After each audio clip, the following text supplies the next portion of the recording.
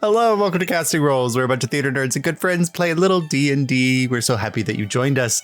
Take a moment to subscribe to the show. It takes just a click and gains our unending thanks. Drop us a like and leave us a comment hyping us up for Campaign 2. Our videos are uploaded here on YouTube every Friday, and we have tons of great content to explore. Without further ado, let's go ahead and start the show.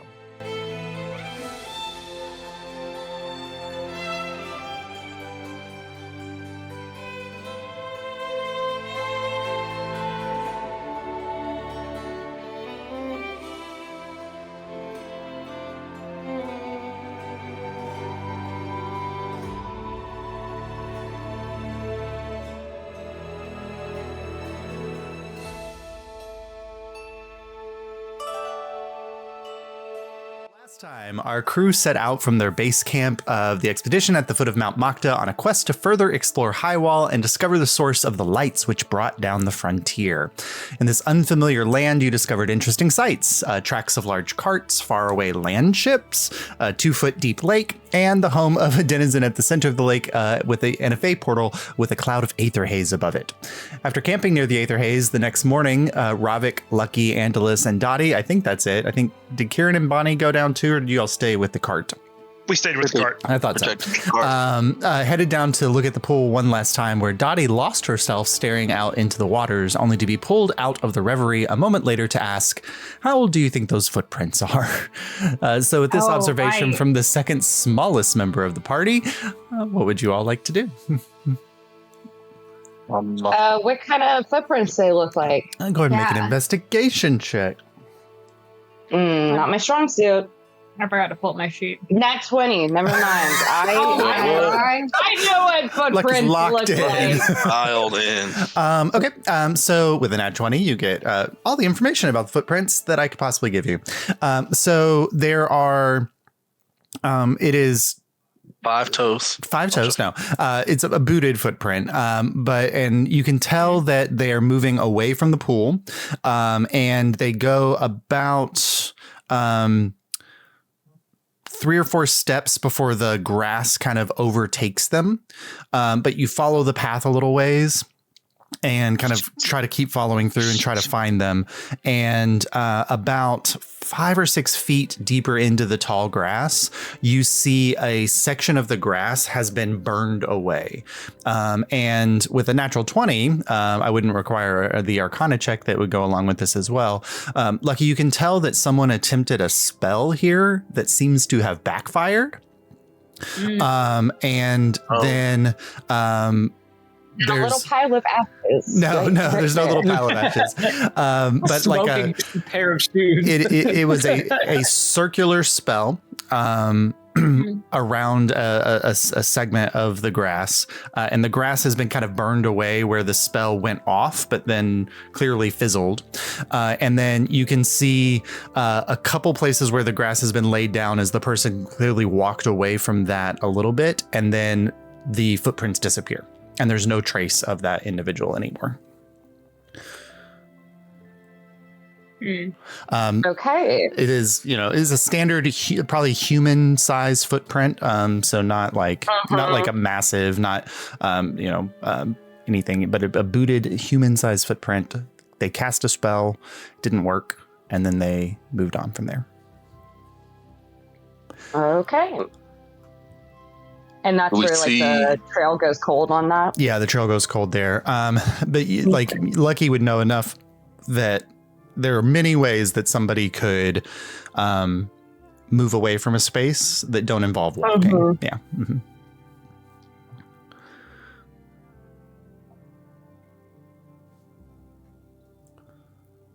And we can maybe assume that the spell went wrong because of the aether spot that we saw earlier. Now we can do an Arcana check. Angelus. I was just curious. Sure. Yeah. If you kind of follow Lucky over and you're looking at where the spell went wrong. That's not dice, that's popcorn. All right. I got it.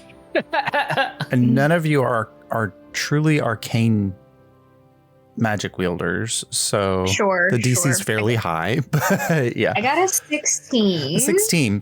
With a 16, you can get the sense that you're not exactly sure what the spell is, but it clearly required the drawing of a circle of some kind. You're not like, there's not enough like runic symbols or anything like left over. It's clearly like they drew it out probably in sand or chalk in an area of dirt here, and like patted down the grass, but then it fizzled, and not enough for you to know like what it was or what it was doing. Or whether it was the Aether Haze that did it. None of you have attempted to cast magic in this space. So you... Sure. Yeah. Mm-hmm. I'll pass this on to Lucky as my kind of arcane person.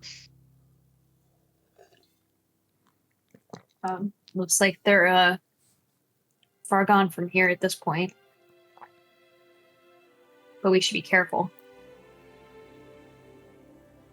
With a natural 20, Lucky, I will say that you probably can also tell that both the footprints and the design are probably about a day old. So probably it happened not while you all were here last night, but probably the day before. Happened before we ever got here. Yeah. Okay. Interesting.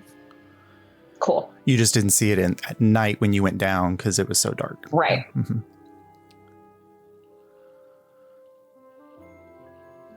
Okay. I share that. Okay, that makes sense. Yeah, so we should just be wary of anyone we meet, just in case.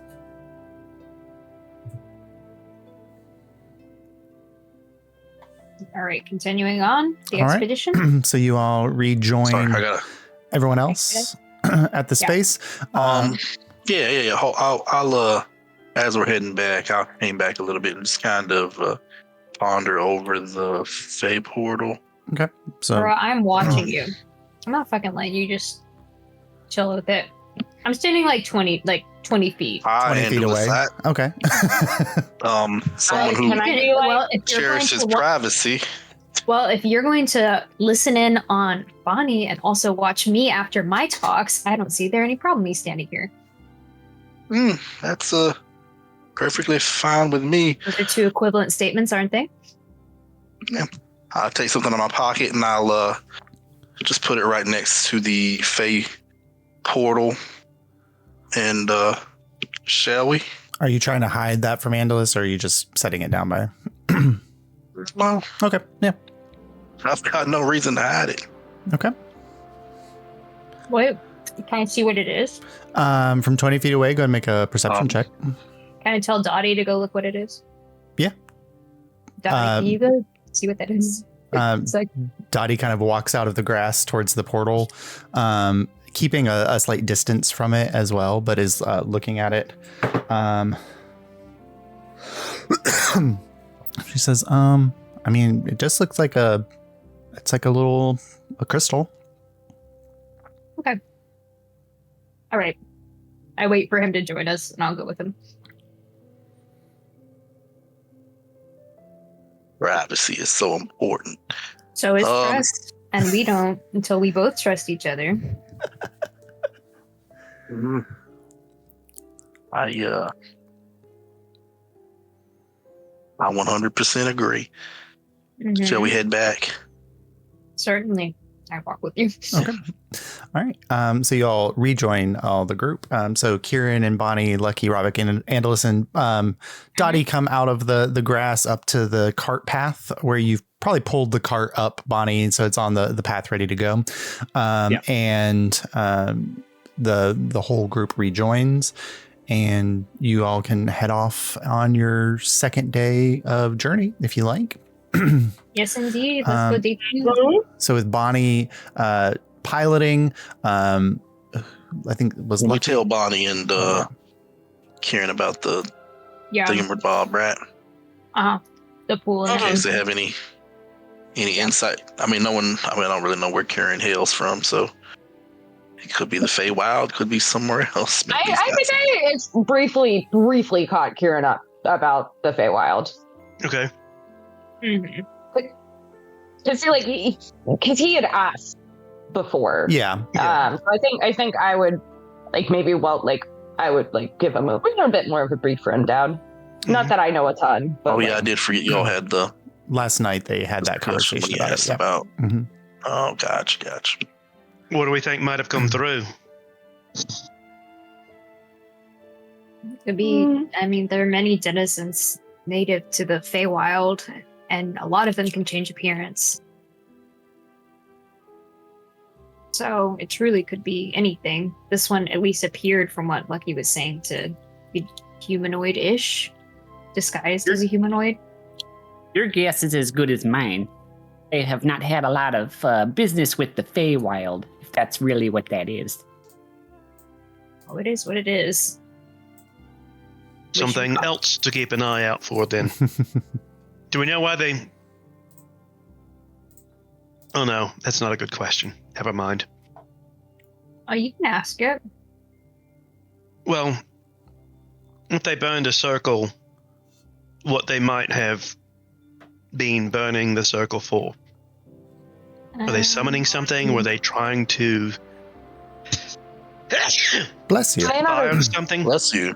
It may not have been intentional. It might have been a result of the spell backfiring, the circle in the fire.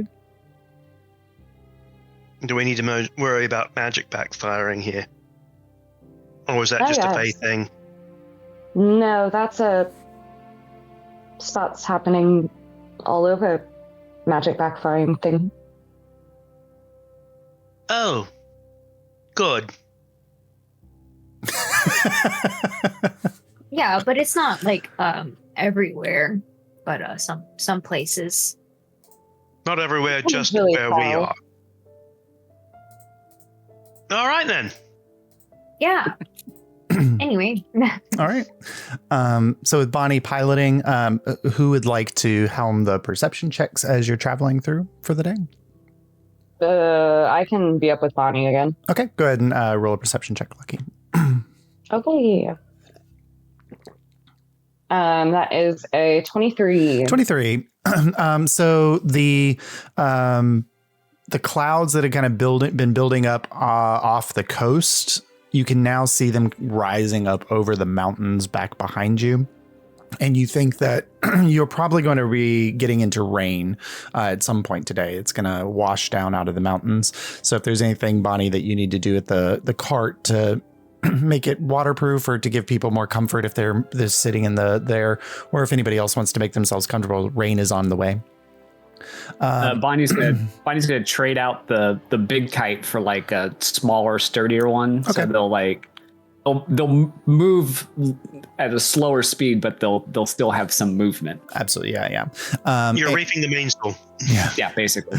And as the morning progresses, you guys can eat on the path if you like, and then or I think you guys ate before you left the campsite, but eventually about mid-morning, the rain washes through, and it's not like a heavy downpour, but it is very steady.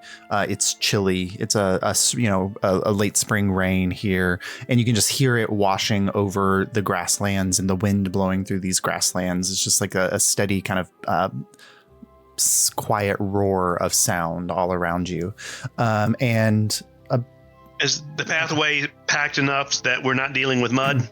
Yeah, it's so it looks like, because there's so much like reed around here, it looks like when the path was kind of being built, they were just driving through the grasslands, and so the hardy vegetation is still laid out there. It's kind of like you strawed a path, and so you're not having to deal with too much mud in that sense. Although Angela's still shoeless. Just do it. Still shoeless. I'm sorry, he's shoeless.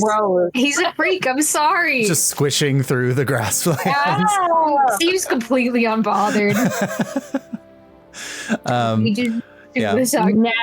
Nasty boy. Yeah, leaving heavy footprints through the sand. Yeah. But about kind of before, if you wanted to stop for lunch, or if you guys wanted to get lunch on the way, around that lunchtime, Lucky, you see something probably maybe 100 yards, 200 yards to your north and west, like off the path in an area where the grassland is kind of more flat and there's not a lot of hills or anything. You see the first of what eventually, as you continue down the path, is a herd of creatures. And when you get a good look at them, they are probably about, they're bovine in appearance, and they have a large hump at their shoulders, and the hump is probably about 10 feet, 11 feet tall.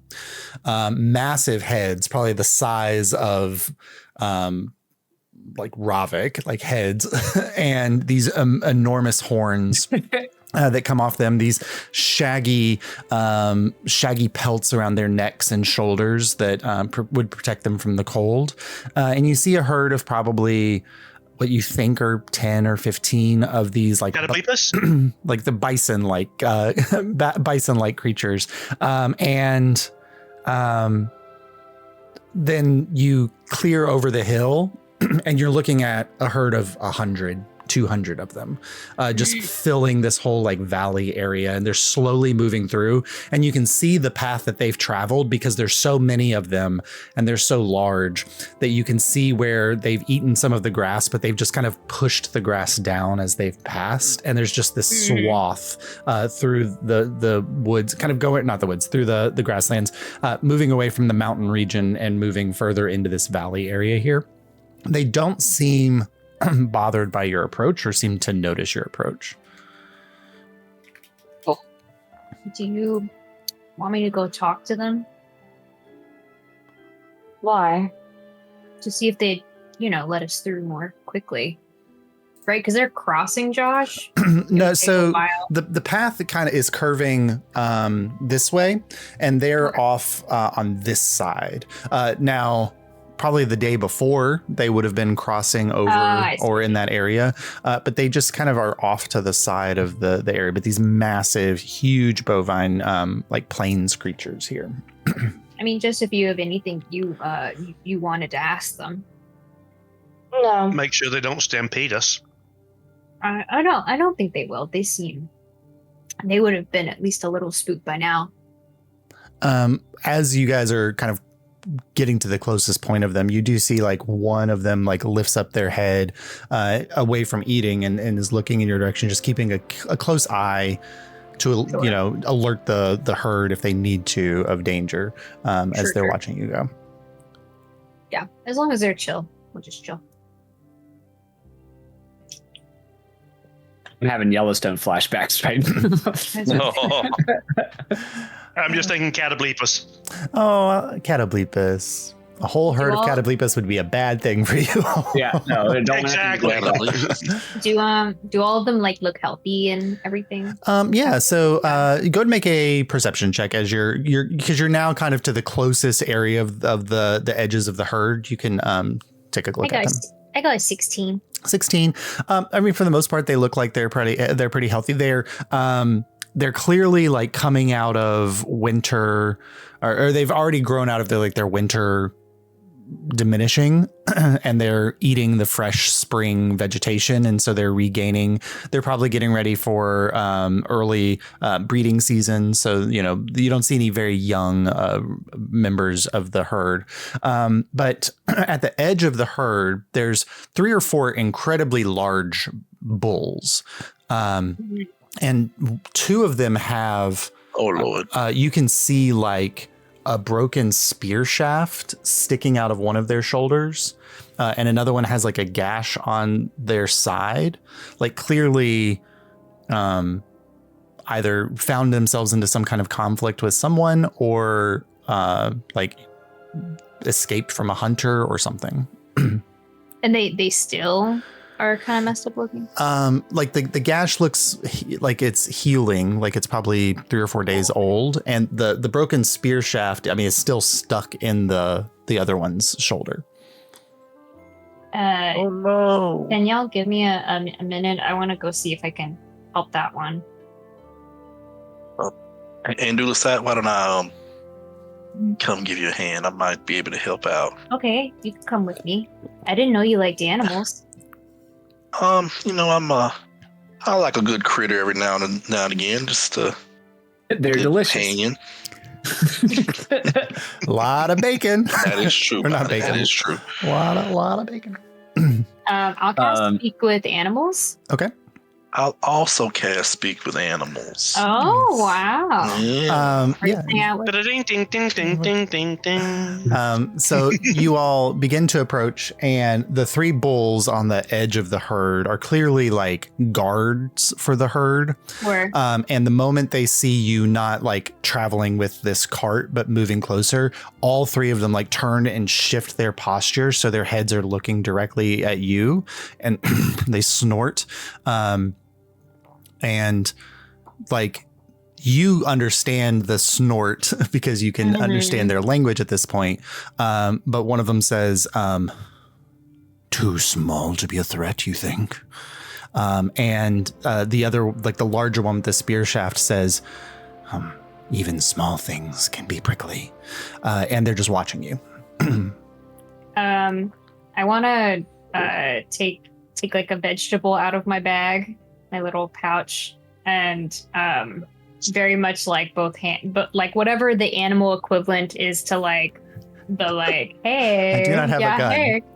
Yes, exactly. I only have a carrot. Okay. And I'll be like, I saw one of you was injured. And I'm a natured healer, so I'd like to help if I can. We are not a threat. We're just passing by. I think we'd be able to help out with that prickly thing that's sticking out of your side there. I'll toss them over the carrot. Okay. The carrot kind of falls nearby, and none of the three move to it. But they like look at it in the grass, and they're keeping a close eye on you. Go ahead and make a persuasion check with advantage. Can I do animal handling? Yeah, you can do animal handling. With advantage. Okay. Yep. That's an 18. An 18. As they're kind of staring, you see a slightly smaller female bison kind of walk around from behind one of them and go, don't you recognize food when you see it? And she goes over and she grabs the food and she walks back, and you can tell that she's probably like maybe pregnant, but is, kind of feeding up. And the largest one with the spear shaft, you can see his muscles kind of relax a little bit. And he says, not everyone who approaches us does so kindly. Was it one like us who hurt you? We are often hunted by those with hooves and those with claws. I don't think you have either. No, none here.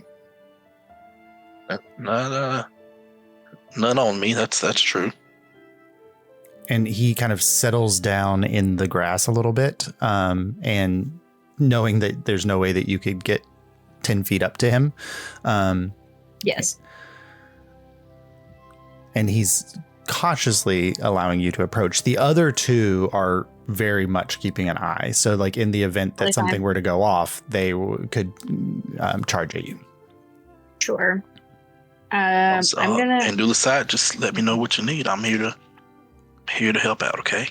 So I'll communicate to him that I'm gonna roll medicine to try to alleviate pain, and then if Ravik could roll to try to get it out. Okay. That's good. Go ahead and roll medicine, Andalus, and Ravik make a athletics check.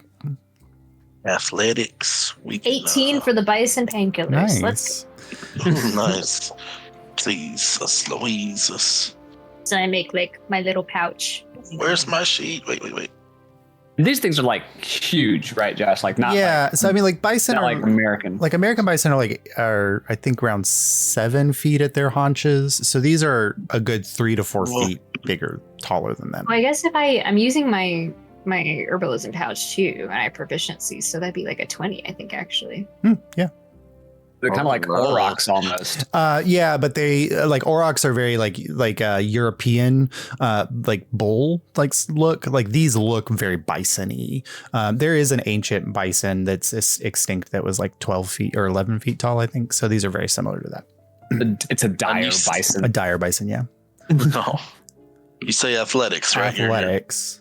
You're completely sure about that? It is a strength thing to pull. Well, I rolled a 13 on the dice minus 1. Okay, 12. So that's a 12. Okay, with Andalus preparing the site with like some pain-killing herbs, as well as like making sure the site is clean, you kind of get up as close as you can to the bison and pull, and it's kind of a sickening pull. And you can tell that you're doing damage to the bison as it goes, and it shifts and it moves and grunts a little bit. Sorry. But when you pull it out, you realize why. The spear tip is not like just a sharp stabby. It has these jagged barbs on it, and so as you're pulling, it was kind of ripping into it.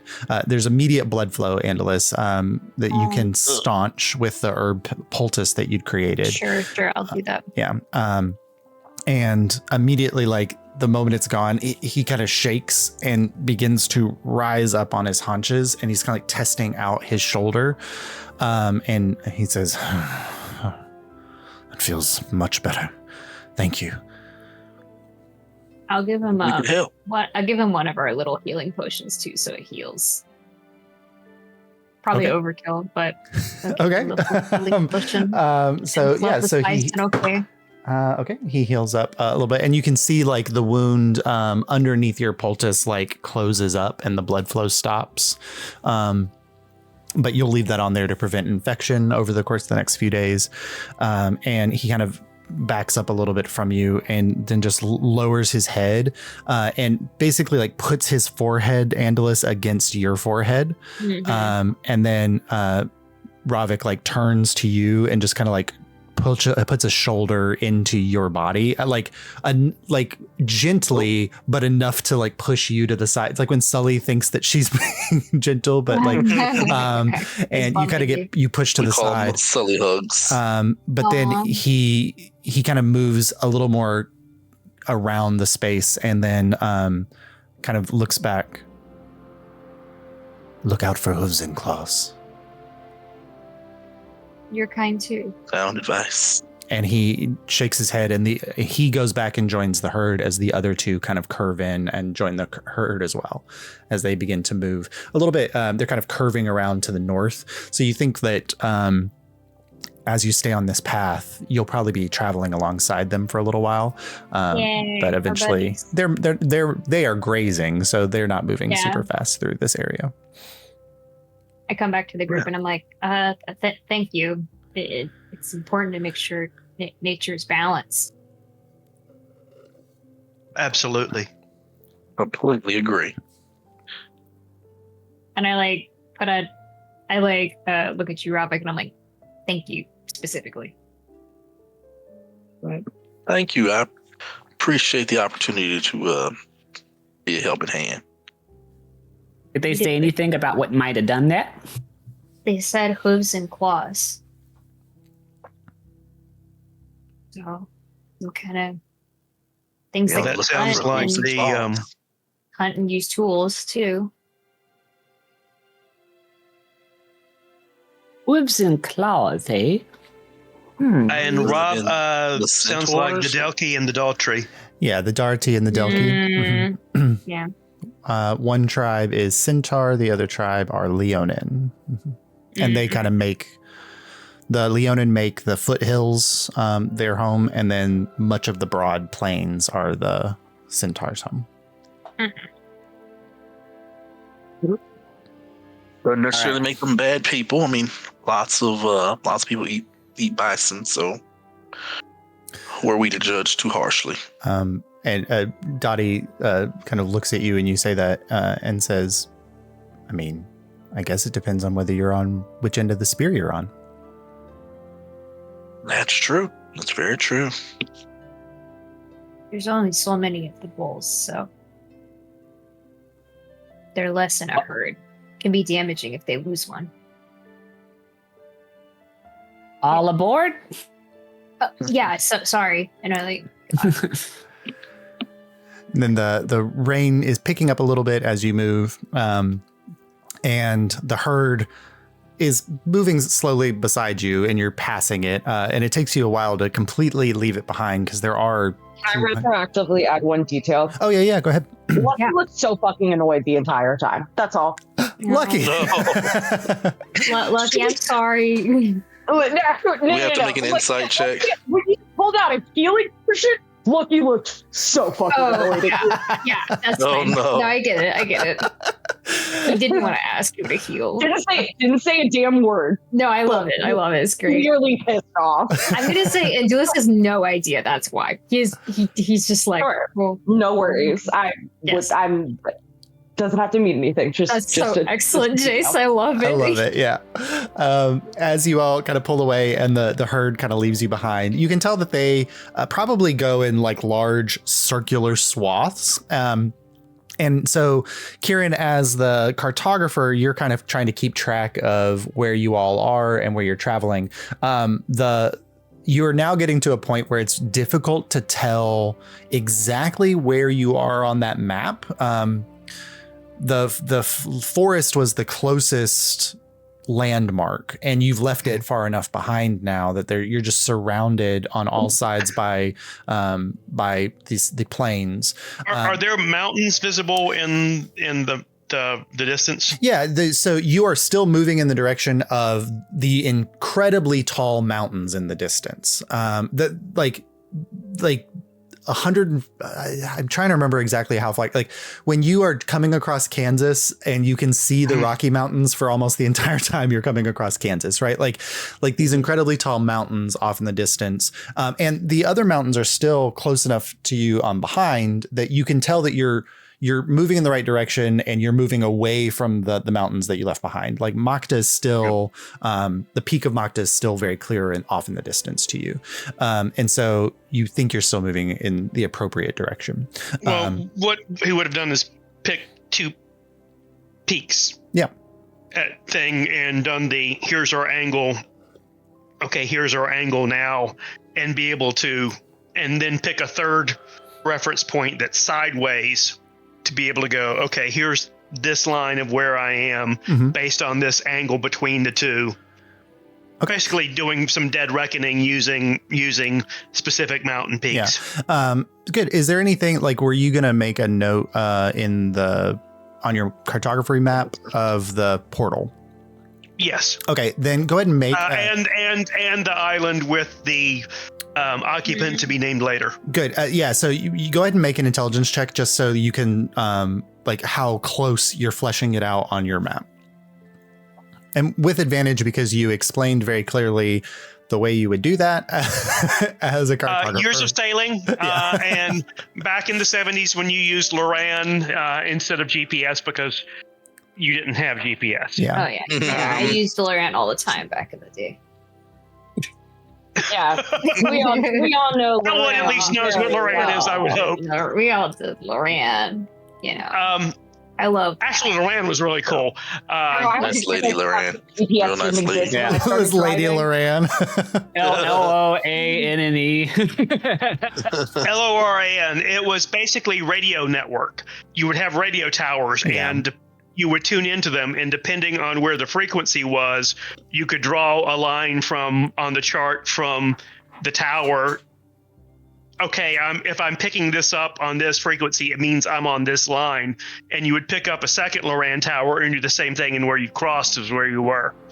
That's 16. 16, yeah. So you feel like, I mean, you may be like scale-wise, you may be off by several miles, but that's not the point, right? Like the point is general vicinity. You are doing the best that you possibly can with the limited number of close markers around you. The forest was thankfully already drawn, so the lake that you added and the island that you added, you can feel that's pretty certain. But you've at least, if the scouting party wants to come out and check out the portal, they know of general vicinity, they'll be able to come out and find it easily enough. Yeah. I'm gonna let Lucky know where the spare set of like foul weather slops are, like the oilskin like rain gear is in the wagon. Okay. If they're gonna if you're gonna continue making perception checks, because it's gonna get wet. Yeah. Okay. I think that Lucky doesn't super care much about getting too wet. Yeah, and I imagine there's probably like a light steam that comes off of Lucky in the rain. Oh, a little yeah. bit. Yeah. Oh, that's cool. I love Like that. not like because Lucky is like heat. It's just there's just Lucky's a hot. magic aura Yeah. around Lucky enough that it just I kind of think like it's sizzles. like that, and it also like it kind of wicks on their skin a little bit more than like soaks in, like how you would expect like water to react on like skin. Yeah. Perfect. All right. So you all travel through for the second leg of this day's journey. Lucky, go ahead and make another perception check. Okay. That is a 25. 25. All right. So you don't, I mean, like it is a massive open plain. You can see for what feels like miles, but it's hard to tell because you know that hiding within the grasslands are so many like hillocks and little vales. So you never know if something's like just hiding over a ridge or whatever. But as the afternoon progresses, around probably 2 o'clock in the afternoon or so, the rain clouds move away and sun begins to kind of beam through and warm up the area a little bit and dry things out a little. And the only thing that you definitely hear, Lucky, is like, you're not sure if it's like distant thunder, like maybe the rain, like building up, the clouds building up friction over the plains are spawning storms further away. You don't see lightning or anything, but you do hear like a slight, like maybe a rumble of thunder, like far to the north of you, and like almost seemingly like bouncing around in this little valley area here. But other than that, you, with that perception check, as the evening gets towards the end, you find like this path is still traveling, and you actually see an area where it's clear that the people that use this path have cleared out an area suitable for actually setting up a campsite.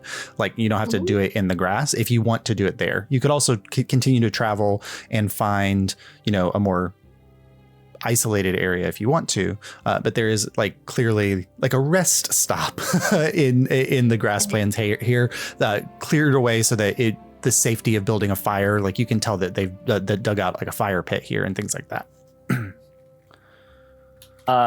Yeah, well, I'll pull in. Okay. So you pull in, and it's mostly dirt, but they've whoever cleared out the area laid out straw on all of it, except for within like a 10-foot circle around the middle of this area where they dug out the fire pit. And I want to. Are there any paths leading out from the rest area? So it kind of comes in, and there's a small footpath that seems to like go away from it to the west. And because there's enough clearing with the footpath, you can tell it's going down into like a little valley beyond the path or beyond the rest area here. And then, but other than that, it's like you can pull off, and then you can pull out to the main track from here as well. All right, I'll pull off, and then I'll get out and tell the rest of the group that I'm going to go down the footpath, and just to make sure there's nothing down there we probably don't want to encounter. Absolutely. Yeah. So go ahead, Bonnie, make a perception check as you're walking down the path. Kieran will go with to give backup. Sure. Yeah. Perception. And I will assist you with that. Oh, thank you. 19. So as you kind of walk down the footpath a little bit, it goes down into a slightly deeper vale or valley here. You're out towards the middle area of the plains, but there's still some rolling hills from the mountain up above. And it kind of curves down around into it. And you find a small like artesian spring of water here bubbling up from the ground, and it's bubbling up enough that it's then like soaking into the grasslands around, and the grass here is very lush and strong around it. It's just soaking up this slight bubbling, but clear that somebody like built this little rest stop here because here's a spot to get more water, or to fill your water skins. You do find a couple objects maybe dropped or left behind. There is a cog wheel, slightly like kind of this big metallic cog wheel, slightly rusted, and what was the other object? And a looks like a pack of playing cards. But like half empty. like they probably like lost some of their playing cards, and then like just like this is what was left of them.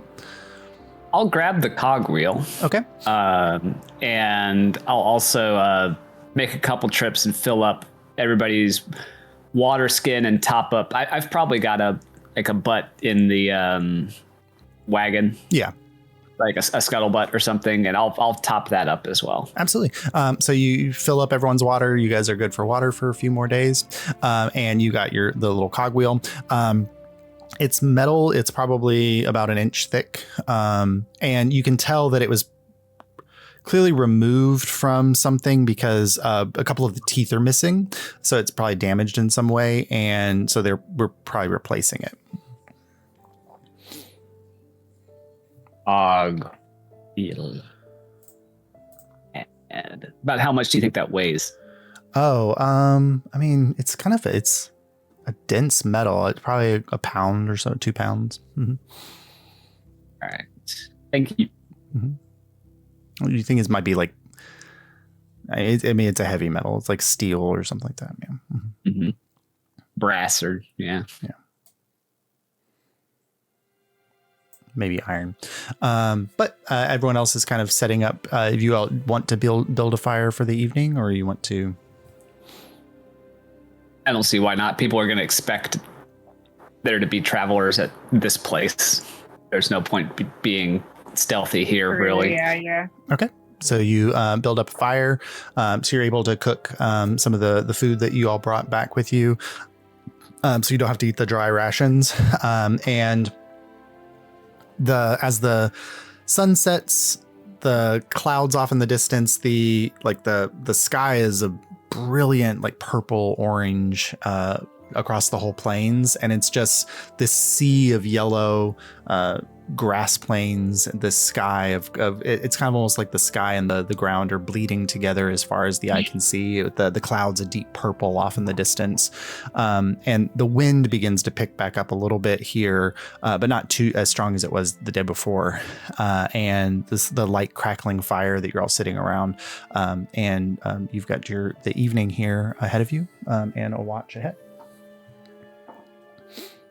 I'm gonna,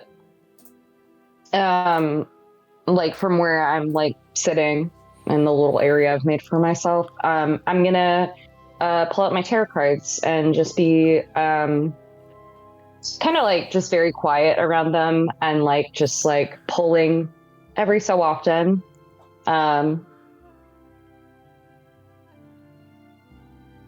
Nice. What is your card? What's the theme of your deck? Like what do you, like the physical cards themselves, or like what I'm pulling for? Yeah, well, that's very internalized with Lucky, but like if somebody was looking at you, like what do the cards look like? I think the cards are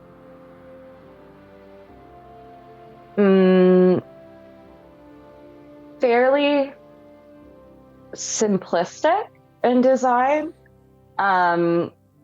They don't look like they were very expensive. They look like not like worn by any means, but certainly not a new set. But there's definitely imagery of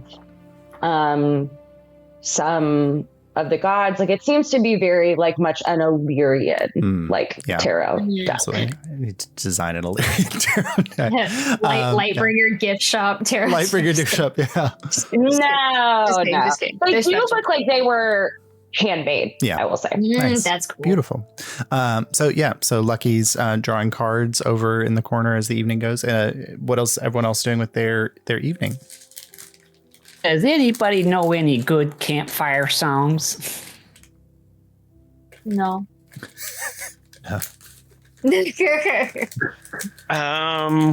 Just no. Kieran will sing you something in a tongue you do not understand. Oh my god, I love him so much. He's so weird. And performance check is a 6. A 6. I mean, I don't know if you're doing it wrong. You don't know if it's wrong. You don't really know if it's bad because it's like don't like it. Yeah, it just seems a little off. But it is.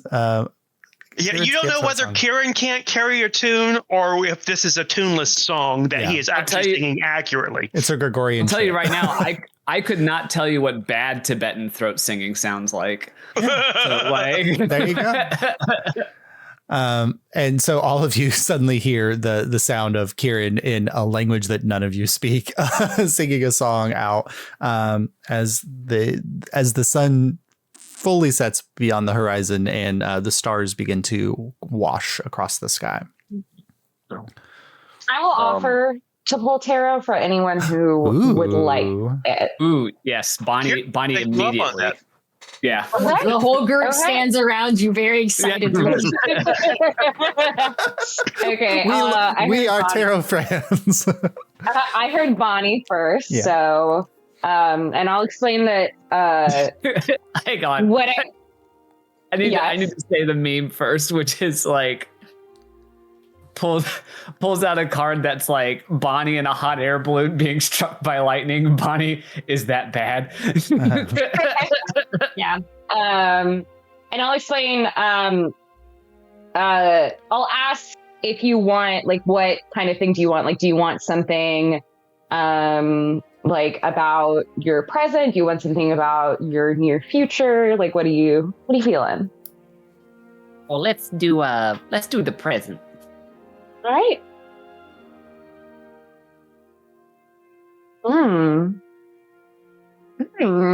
Okay.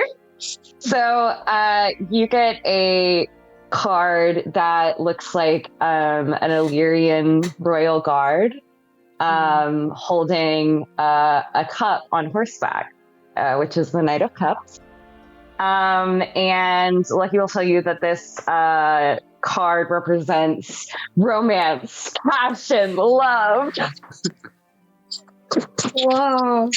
And it'll from a divination standpoint, Lucky will talk about how this card encourages you to embrace your feelings, hold the people you love close to you, and that the path of your heart is the right way forward. Oh gosh, I miss Harold right about now. Oh, Yeah. I'm sorry. They're in love. The moment the card comes out and Lucky explains it to you, Bonnie, you can't help but be brought back. There's no moon in the this. horseman thing is like a little... It is, but there's no moon in the sky. For other reasons. There's no moon in the sky tonight. But the horse, the conversation around love, it just brings you back in memory to a moment when a much younger Bonnie was learning sign language with a much younger Harold.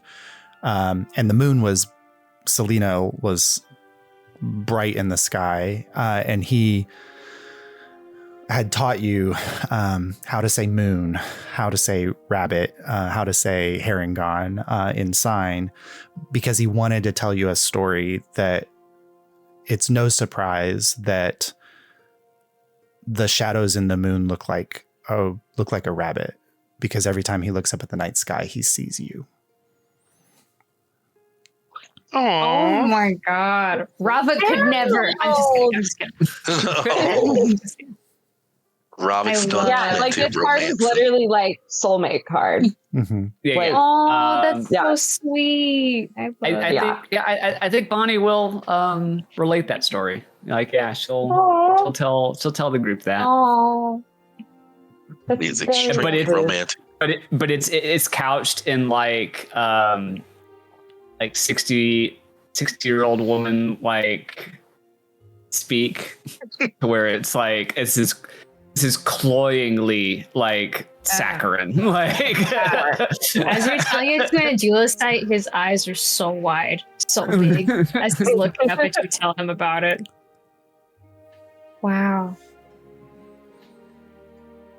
Write that one down for later. It was so. wait a minute. It only works on rabbits. He's like still writing it down.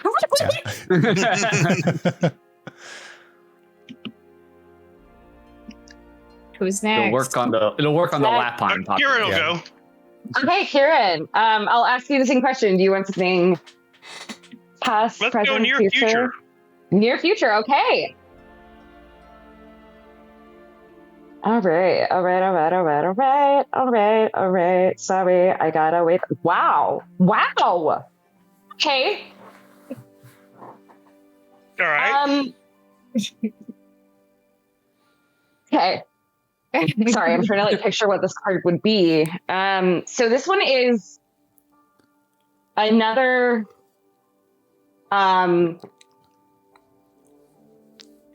night.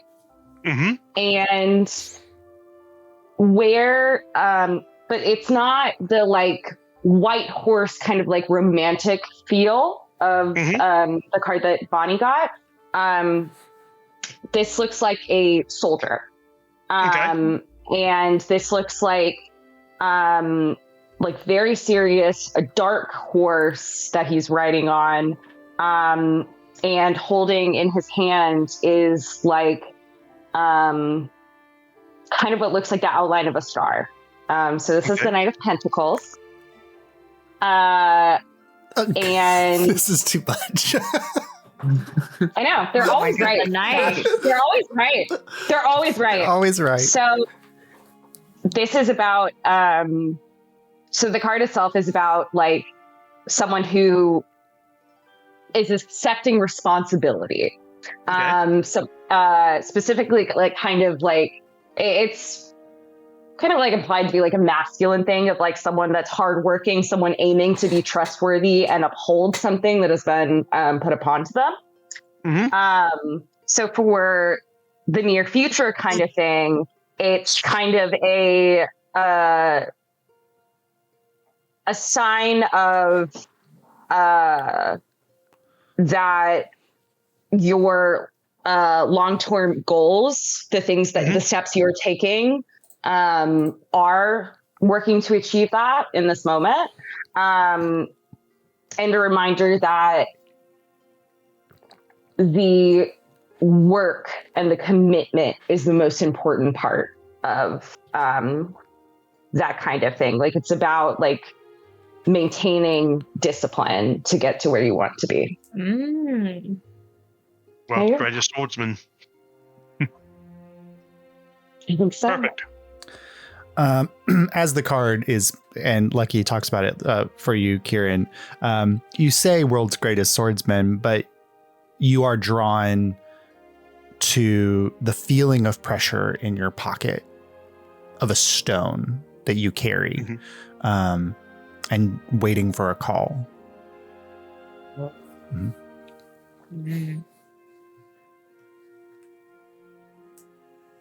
I look at Ravik and Angelus.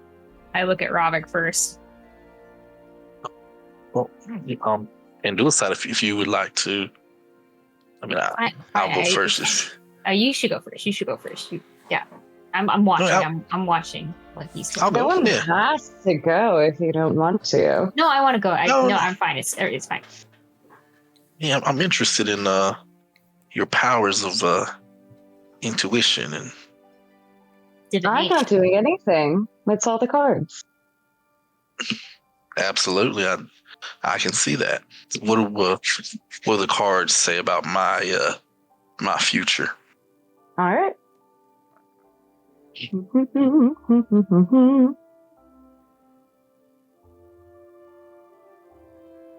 Sorry. The website, please. the ads on the website. Sorry. Ravix is just canonically taking longer with what they do.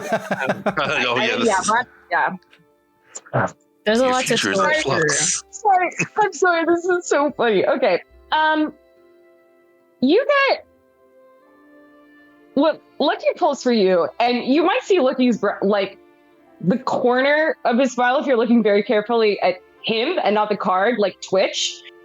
You see what very clearly looks like a bard, kind of like strutting on the side of a cliff. Like a couple of bags next to him. You have the pool, Ravik.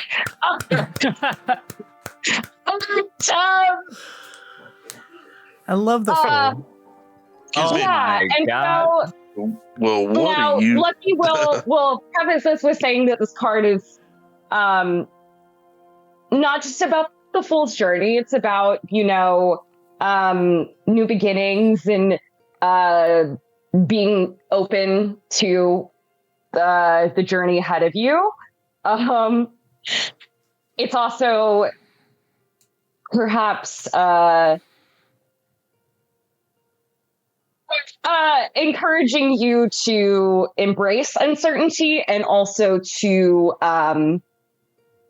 be cautious with carelessness and with to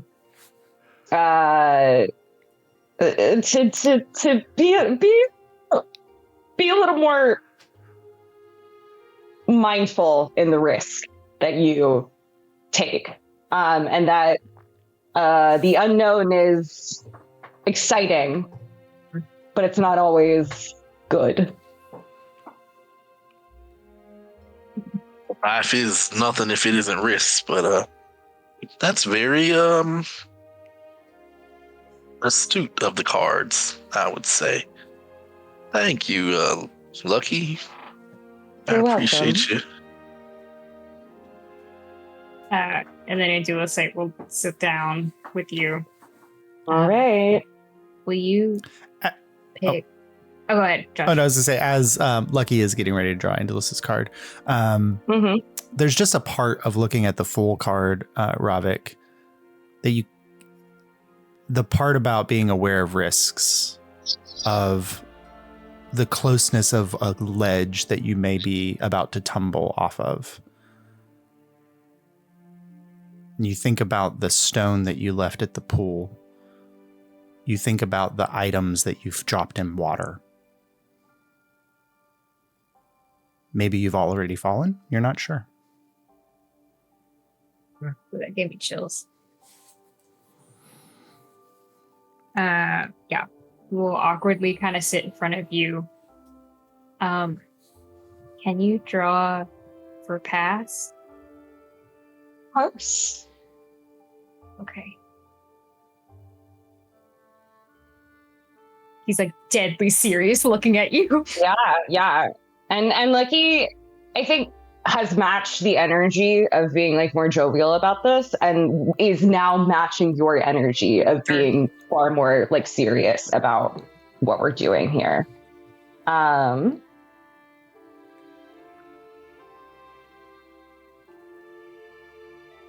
the website will. It's thinking. Those cards are thinking.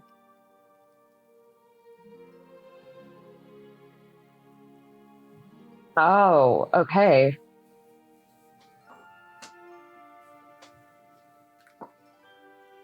Okay. Sorry, I have to like think about this one for a second. Go ahead. You're good. I feel like this is what's happening. You're thinking, and I'm like looking. Yeah. At you. Mm-hmm.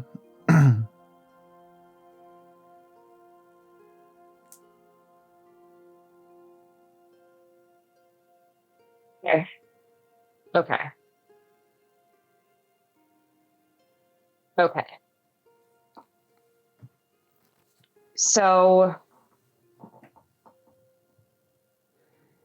you see two cards. You see on this card two bodies. They're both nude, but not like drawn sexually by any means. And they're embracing, but kind of like pulled back from each other, like looking to each other's eyes. One is in robes, the other in armor.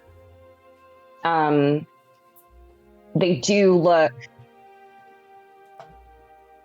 They look like one does look similar to the robes that Lucky would be wearing if they were, distressed. And Lucky very cautiously explains that this is the Lover's card, and explains that the Lover's card doesn't have to be about love or sex. It, in this case, seems to be about, in your past, you were at a great crossroads. And you had a great choice ahead of you. And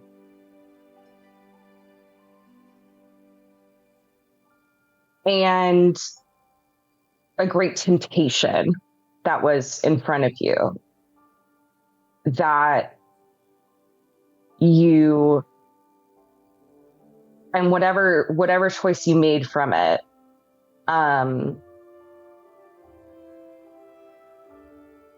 something would have been sacrificed and lost in that process. But from that choice and what you did going forward, there was a new unity, a new alignment, and a coming together, whether that be of friends, family, self, something like that. He's just like looking at you very quietly. Where did you learn tarot? Self-taught? It wasn't part of your training, right? Oh, no. I tried to learn tarot, but I wasn't good at divination. You kind of have to be in touch with what the other person's feeling, and that's hard for me. They don't like me just telling them literally what the card means. And my mentor told me I should sugarcoat things more, especially if I wanted to get paid for it. Well, there is a benefit to saying the truth straightforwardly. I think that's a gift of yours. Thank you. And he's just gonna go kind of wander off by himself for a while. I expected this. Yeah, as you wander off Andalus, moss crunching under your feet, a warm glade in the middle of a forest, sunlight streaming down. And it would just be so much easier to go to sleep. The memory. And it means something to you because it's not a memory that you have had. Yeah. Yeah, I'm just gonna sit with Dottie and meditate off to the side for a while. Dottie says, do you think that I could be the one on the card with you? Yeah, you're important to me. Okay. And she just ruffles and sits next to you. Yeah, it'd take a lot to separate us. At least, I feel like you wouldn't let it happen. No, I don't know what would happen if we were. I can summon you back most of the time. Would it be me again?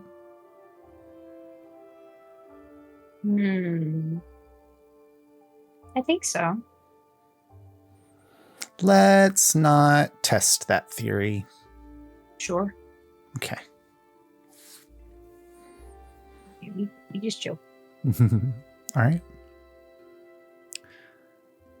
Anything else as the evening progresses before you all bed down for your watches? Whoever's still like up, Bonnie's gonna get a campfire song going. One that people actually understand the words to. Yeah. And she's gonna say, I sang this one all the time with the kids when we were waiting for Harold to come home. And she's gonna start off with, my Harold lies over the ocean. My Harold lies over the sea. And just continue with that for a little bit. Yeah, you're trying to meditate. I'm sitting with you. I'm just knitting. Kieran's going to continue whittling on the new sword. Okay. Go ahead and make a dexterity check with proficiency added because you are proficient in woodworking tools. Okay. Josh, can we have a narrative moment of Lucky pulling a card after thinking, and his own thing? Yeah.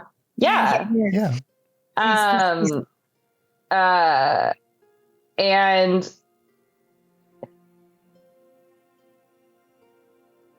it's the Four of Wands in reverse, and I won't explain it. No. It just that's what it is. Yeah. It is. This card, I feel, probably haunts you, and it always comes up in reverse. And before the memory that it always brings to your head can take full shape, you shuffle it back into the deck. What a card to draw. I was just gonna like pull one for Lucky for fun, and then I got that, and I was like, unfortunately, that does have to be in the game. Yeah, I think so. And for tarot heads out there, or not, just Google search tarot cards in reverse, Lord. 15. So Kieran, you make decent progress. Are you working on the blade first or the grip? Shaping the blade and the tang before wrapping the suba. Okay. You are able tonight to get the outer edge kind of to the curvature that you want it to be, and to the appropriate. Are you making a double? There's no blade, but is it a double sharpness, or is this going to be one cutting edge? One cutting edge. So you get the back flatter portion curved to the right level. You've managed to meld it with the grain of the wood so that like it's got some strength to it there. And then in your next work, you'll be able to get the cutting edge and work on the tang and the hilt. Since it's not truly a cutting instrument, wood can have an edge, having that extra weight from the flat side is. Yeah, you're able to match it so that the denser, like silvery colored part of the wood, the more dense wood, is the entire back edge. So it's got that heftier weight to it there for you. Okay. All right. Anything else before y'all bed down? Yeah. Right. So who? Ravik. Oh, go ahead. Ravik has something. Yeah. Ravik will find some private time with Andulicide. If you all want it to be just the first watch, while everyone else is bedded down, and Ravik and Andulis take first watch. Yeah, sure. Whichever watch Andulicide volunteers for, Ravik will conveniently. He usually does first, I think. Yeah. Yeah, Ravik will conveniently join. And at some point in the night during the silence, I said, so Andulis, you seem to know a lot about the Fae. Is that fair to assume. Yeah, I guess so. Well, you sort of witness my display of I guess my sentimental display by the Fey Pond, the portal back there. Were you making an offering? Something like that, I guess you could say. Just leaving a little something behind. Just kind of curious. I'm half sea elf, but I didn't really grow up around any other sea elves. What do you know about elven culture? I guess related to what you know about the Fae. I think I have to make a roll here. Yeah, go ahead and make a history check. I think I have to make a different kind of roll too, Josh. So I'll message you that. You know. Yeah. 9 for my history. 17 for the other thing. Okay, so I think with a 9 on the history, you are anything that you. Well, Ravik, make a insight check. Is that what you do? Mm-hmm. Yeah. Insight. I don't know how insightful I am. Oh, okay. Gotta start doing split screen so I can keep my video and my damn 4 screens up right now. It's so 4 confusing. screens. Oh, I need 2 windows like at work. Yeah, I got 2 monitors and then I have 4 windows. ADHD at its finest, lads. Oh my goodness.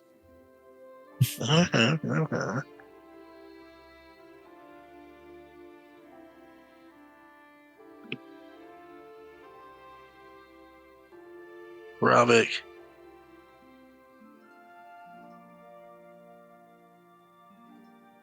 Insight plus 318. Oh, 1 over. 1 over. So whatever Andalus decides to tell you, there is a hint of uncertainty about the veracity of what he says. Mm-hmm. So I imagine I just tell him kind of the basic stuff like Fae, like elves are descended from Fae, blah, blah, blah, that kind of thing. Yeah. That they were originated in the Feywild and came over, that they were sung into existence by the gods there and then came here. And I feel like he's very like technical sounding when he's telling you this. Yeah. Like it's from like a book read. Yeah. Almost. And it's not lost on you, Ravik, that Andalus is a half elf or is a full elf. Yeah. In appearance. Yeah, full wood elf. Mm-hmm. That's all interesting stuff. I mean, not to be rude, but there's nothing I couldn't have read in a book somewhere. I guess I'm more specifically are you trying to know? I guess I'm more curious. Is it customary for a sea elf to leave their kids behind and not really be around? Ravik. I mean, I'm just so I haven't had a lot of exposure with other elven kind, and to be honest, it's something that's kind of always bothered me a bit. You know, my mother left when I was kind of young, and I guess her being away was more important than keeping together the family she started. But he like hovers his hand over yours, like looking to you if it's okay. I'll just kind of give a little nod. Okay. He like puts his hand over yours. Being alone is hard. Kind of on the terms with the being alone part. It's just more of a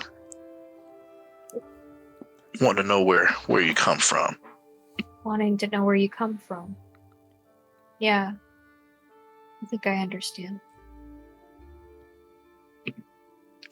I don't know. I figured maybe you would know a little bit more than I would, being a full elf and all, and I guess growing up in the culture. But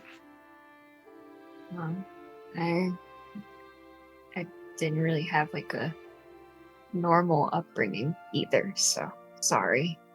And from who I was raised around recently, they weren't elves, so. oh well, we don't really talk about our past that much. None of us really, except for Bonnie, who probably overshares. But Yeah, she told me like the soup recipe the other day, but I don't think it didn't sound very good. All those ingredients. I don't think they're supposed to mix like that together. I think when you're a giant rabbit. She called it an everything soup. Everything soup. Just throw everything into the soup. Sounds like it shouldn't exist, but far be it from me.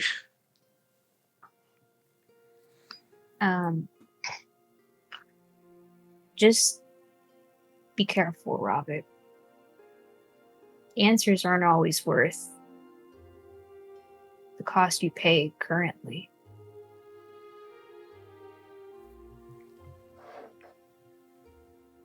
There's always a cost to things. I'm learning that the hard way. Well, but you only live once. Okay. Might as well enjoy it. Leave behind a pretty corpse, right? Well, leave behind something that can turn into something else. If I have that time, then maybe I'll take that advice into consideration. I owe you a favor, so if I can help you find any answer, I'll try. And he squeezes your nice hand. of you. It's not nice, it's a deal. Yeah. And just the language of favors and deals. I mean, that's already been struck. But there is, Ravik, in the moment where Andalus squeezes your hand, a tingle of energy. And you're magical enough to know that when Andalus says favor, that means more coming from him than it would from anyone else.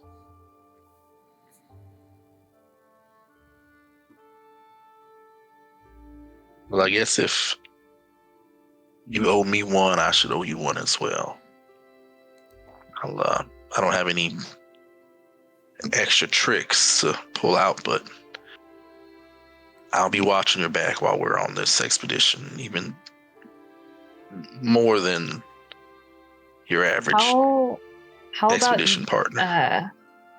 You create a promise with me. 1 second, I'll look at how it works. Mm-hmm. Ravik Lord. And do aside, no disrespect, but when it comes to promises, I am not one to make them because I'm not really one to keep them. Oh, that's not good. You should learn how to keep promises.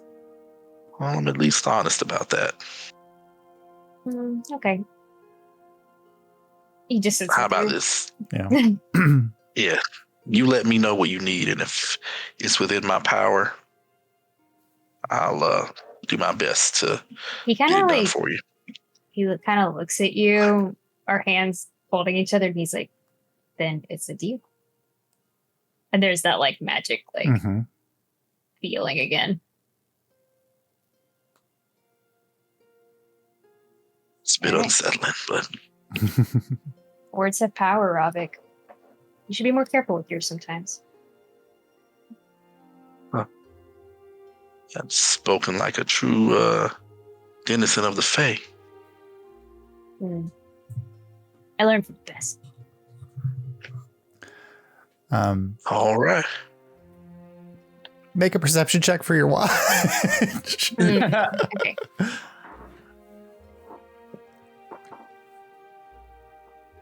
Ambushed by a ton of heffalumps. I got a 10. Huffalumps and I thought weasels. they were doing a watch, and Oh, I was Lord. like, did one of them just try to pickpocket the other? What the fuck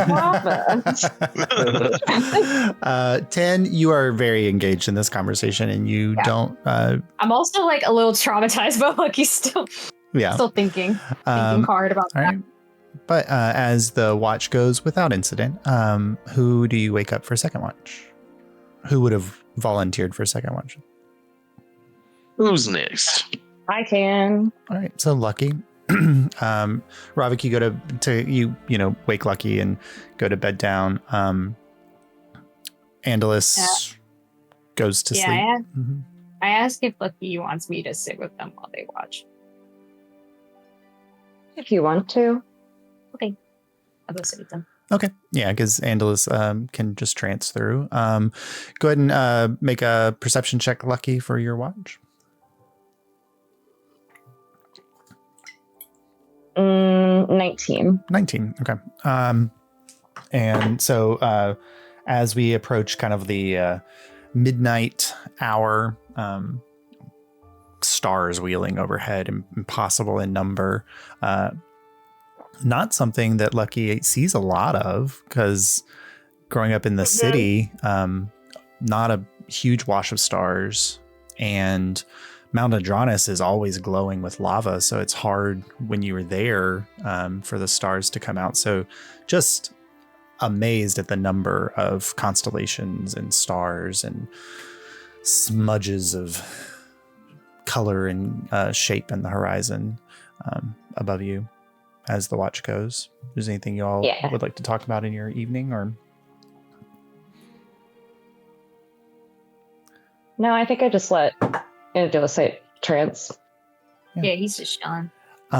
It is about probably halfway through your watch when you hear the sounds of like footsteps in the grass, probably on the other side of the path from this little rest area. And it does seem to be getting closer. And then the footsteps stop and you don't hear them for a little while. Can I get up? Yeah.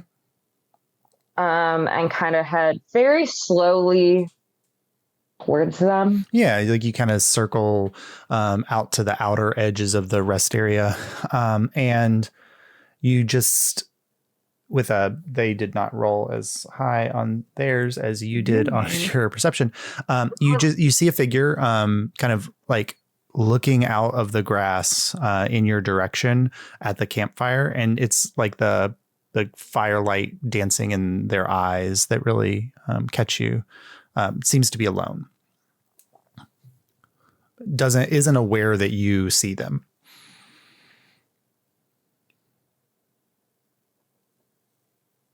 They kind of stand up. Oh, I didn't mean to shock or surprise. I'm just passing by. I saw your campfire. Was attracted to the light and warmth. And kind of steps enough into the light now that you see tall, black female, intricate braids, wearing kind of simple traveling robes, carrying looks like a branch that maybe they cut off of a tree or something as a walking stick, wrapped feet, like boots that maybe were worn and then they wrapped with cloth to cover holes. Clean, but like clearly has been traveling for a while.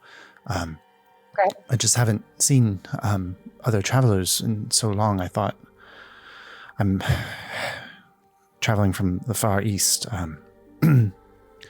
I'll move on. I don't want to shock or surprise anyone. Do you need food or water, or is there something I can get you? She kind of grabs her, like self-consciously touches her stomach. A little food would be wonderful. My water skin is empty as well. I don't want to take precious resources from you, though. What I will do is I'll go to her, like approach her, like very, like slowly, cautiously. Yeah, and you don't need to roll the insight check. Very skittish, like. Oh, for sure. Yeah. Mm-hmm. Yeah. And I'll ask her to hand me her water skin. She kind of unhooks it and hands it over carefully. And I'll do controlled water to fill that. Okay. Instead of using any of ours.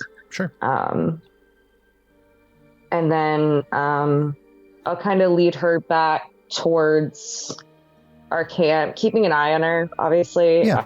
And get her like whatever like leftovers we might have had from dinner. Absolutely. Yeah, so Andal is aware that someone else is entering into the camp with you, with Lucky from the darkness. Sure. And now in the light of the fire, tall, probably like 5'10", thin, beautiful face, beautifully, carefully braided hair, kind of tied up in the back. Very typical basic robes, not traveling gear. And she's carefully scanning and looking around at everything. But it's hard to tell, like, is she, scanning for a purpose, or is she just that skittish behavior of like checking all of her corners? She takes back the water skin and takes a few drinks, and then you offer the food, and she kind of hunches down and quickly is eating. She has a pack that seems relatively light. Isn't like bursting to the seams with things. Thank you. This is fantastic. I didn't realize leaving the forest that there would be so few food items in the plains. So I was not fully prepared. You live in the forest? Oh, for a time, at the edge of the plains, but it's not safe anymore. So I'm heading to the west. I hear there's a city there of dwarves. Maybe a safer place. I hope so. Where in the continent do you live? You're traveling in the plains. You're not one of the denizens of the plains. No, we're not from the continent. She, looks at you very questioningly. We're from Illyria.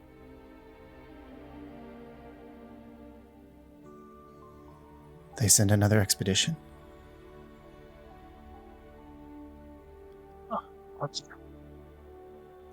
Yes. We didn't think that they ever would again. After what happened to the last one? To us. Oh. You're one of the survivors? My name is Verithatus. I was the researcher, cartographer for the expedition. I'm going to motion to Andalus to slowly wake the others up for this. Sure. I'll go off. Well, Vera, we're part of the Illyrian expedition. We have a whole base beginning to be built down towards the beaches. No, that's not safe. That's not a safe place to be. We know. We've made friends with the giants. They're helping us, and we're looking into why those cannons have been firing at anyone flying in. Do you know anything about that? The opal. the valley. Dangerous. Yes, I'm sure that shot down our ship. Yes. Okay. You're more than welcome to travel with us if you'd like to. Oh, no, the numbers, there's too many. There's too many of you. There's, What do you mean?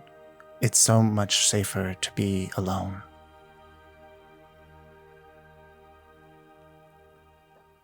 Okay.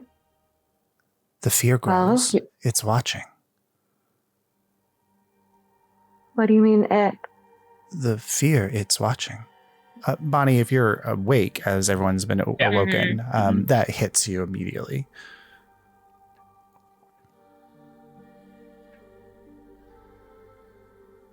In what context? The vision that you had on the mountain. Okay, that's what I thought. Fear, being an agent of fear. Mm.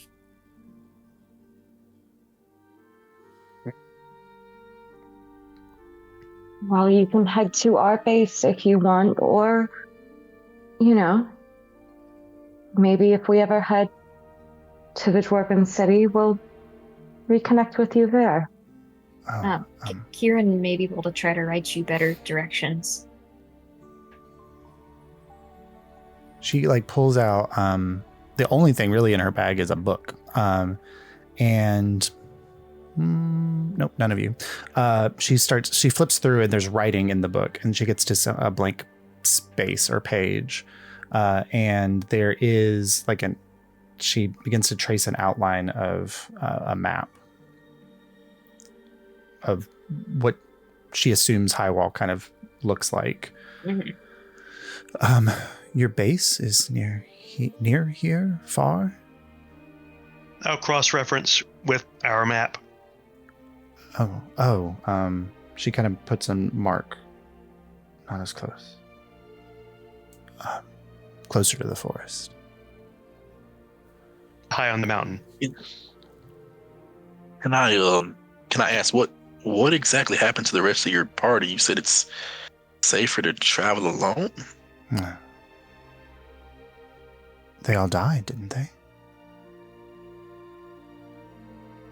Well, one actually made it back, didn't he? Right? And then one of them. One did, yeah.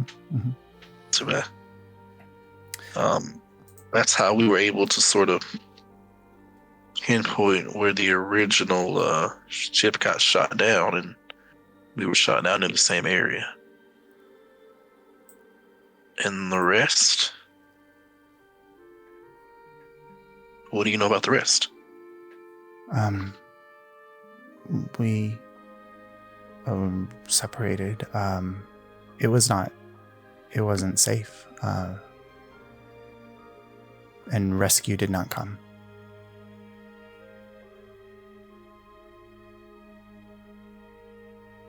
Where did your ship go down? To the east, or to the west of here.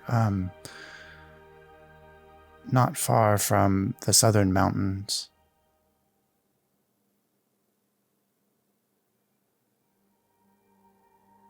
And what was there something you found over there?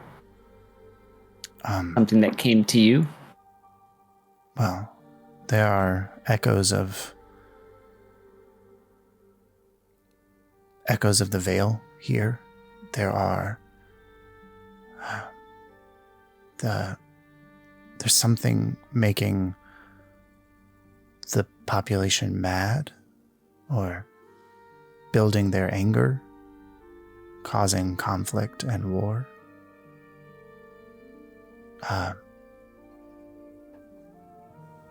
Magic is strange in this place.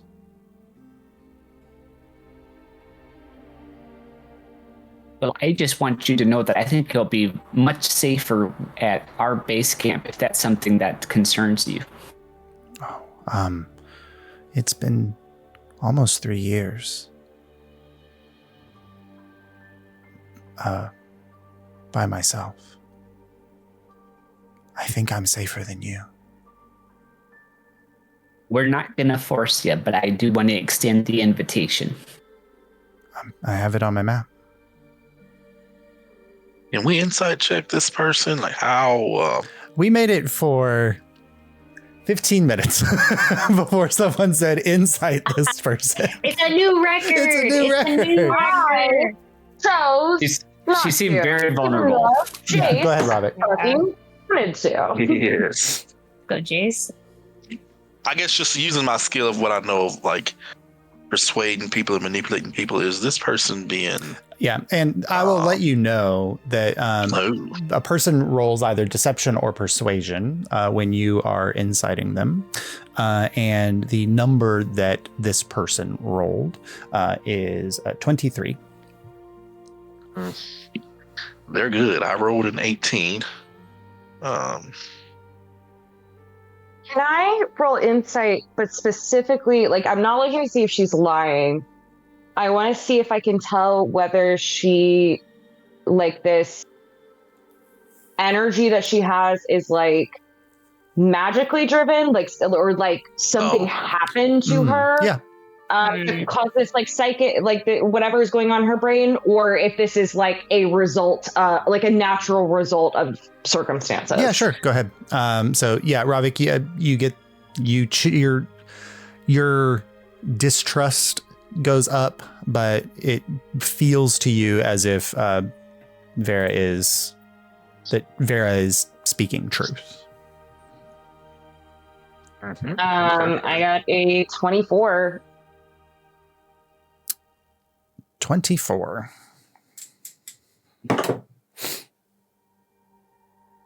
Can hear you rolling. I know. It's heavy dice. 24 is not a 25, but there are things that you would pick up here.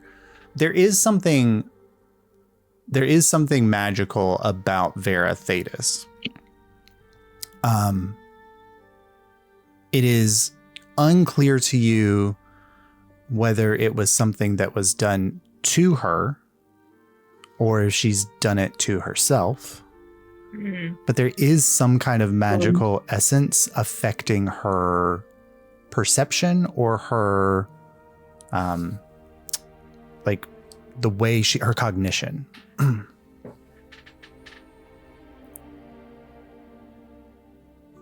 Okay. I don't think this will work, but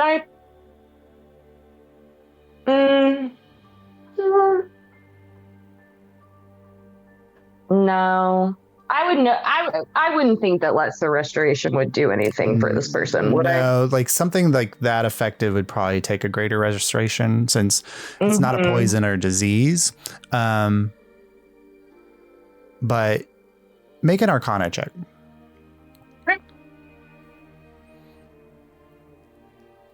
15. Yeah, it's difficult to tell. Yeah, you don't think that lesser restoration would do it. And you can't really tell like you don't know the source of the magic. It's not like magic that you recognize. It's not divine. It doesn't look like wizardry. But there's something. Yeah. Something. Can I will, before I do this, so she doesn't completely freak the fuck out, I will go, Veda, may I, with your permission, cast something on you just to see if there's something I can do to help you? I'm a Lightbringer. I'm a cleric. My magic is mostly healing in nature. How can there be Lightbringers when there is no dawn?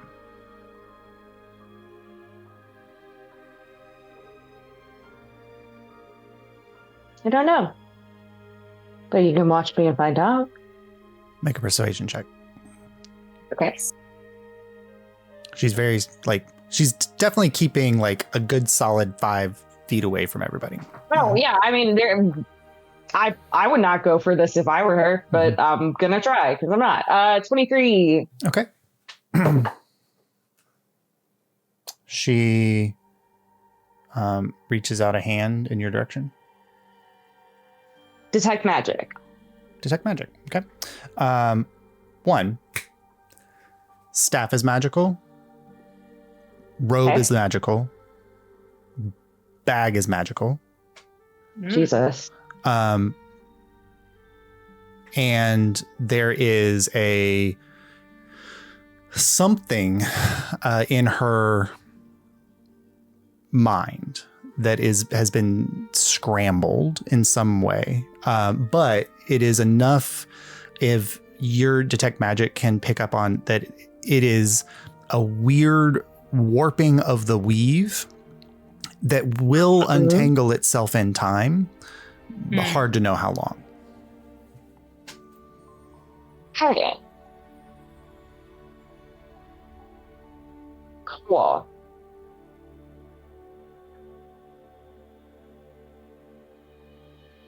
And there's something else I could do, but I don't know if I should do it. Hold off on that right now. Okay. Mm-hmm. The detect magic will tell you schools of magic. You immediately recognize some of, I mean, like there's a element of abjuration and evocation on the staff, abjuration on the robes. The bag is, I believe, I think like transmutation or conjuration. Probably more conjuration. The magic here is not a school that you recognize. Yeah, just something. Mm-hmm. Okay. Give me another Arcana check with advantage since you used detect magic. Okay. Need one of my dice to do better. It's better. That's a 20. The last time you saw it, like this weave of magic, it was coming off of Dottie. Okay.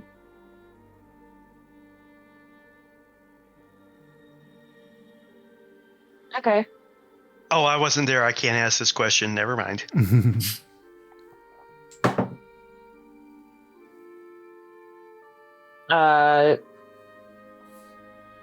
I will just kind of turn and go,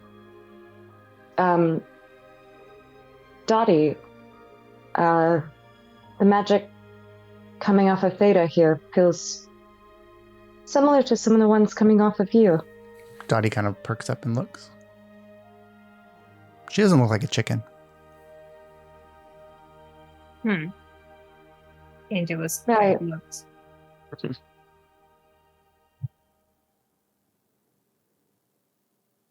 And then I'm going to I think that's all I'll do for right now. Okay. She kind of once she backs back away again, finishes the food that you provided.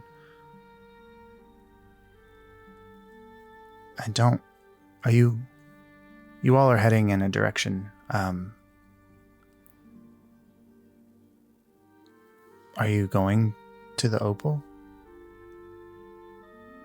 That's our plan.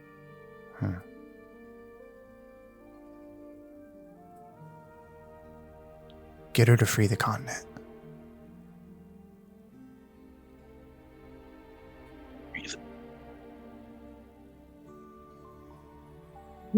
She said, get her to free the comet? Continent, yeah. Continent. Oh, the continent. Oh, yeah.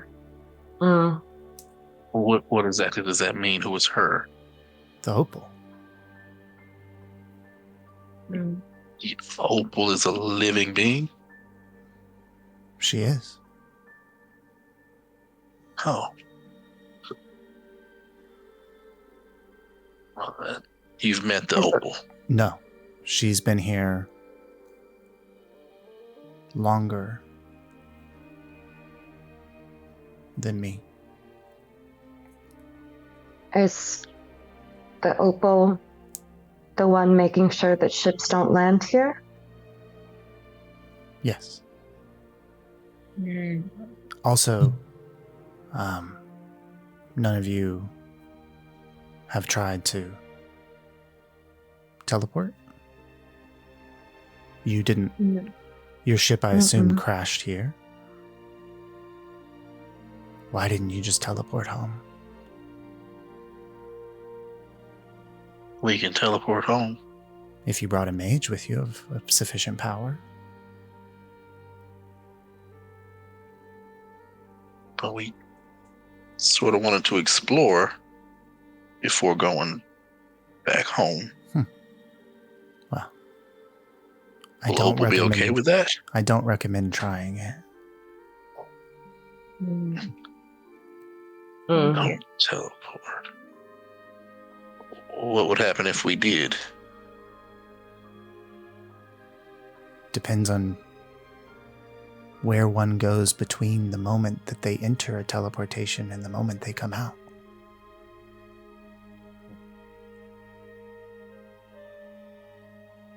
It's terrifying. Okay. The space between.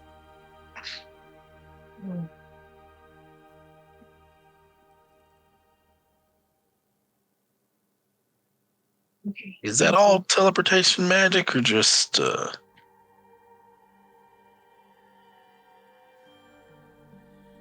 Well, some of you look like you probably can do some magic.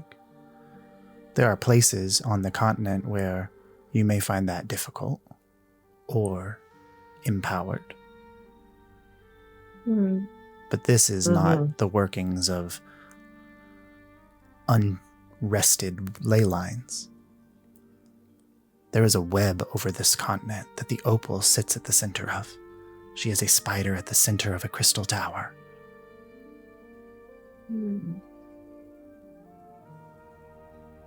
Literal or figurative? I've never seen her. I was speaking metaphorically.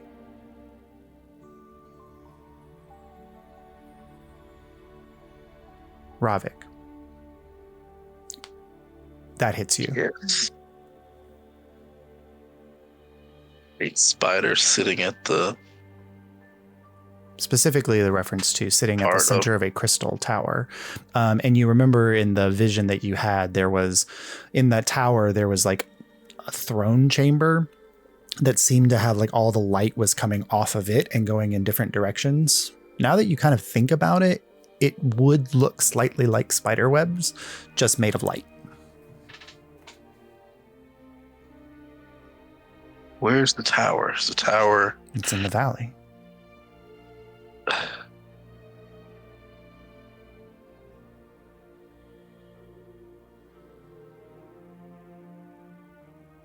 Have you ever been to the valley? No. And it's like a quick biting. No. Sure.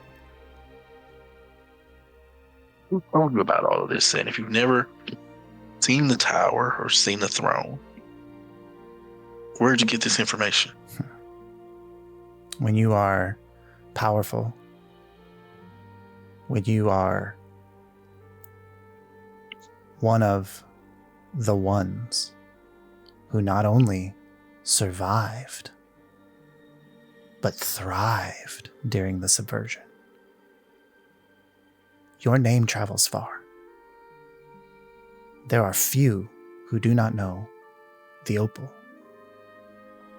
Even your giant friends probably mentioned her. And they sit on a mountain alone, far from everything else.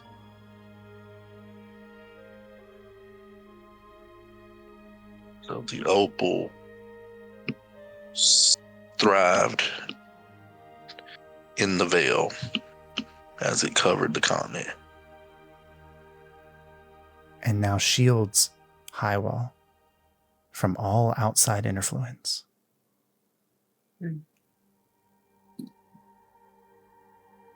I have the power to return home. Wouldn't I have done that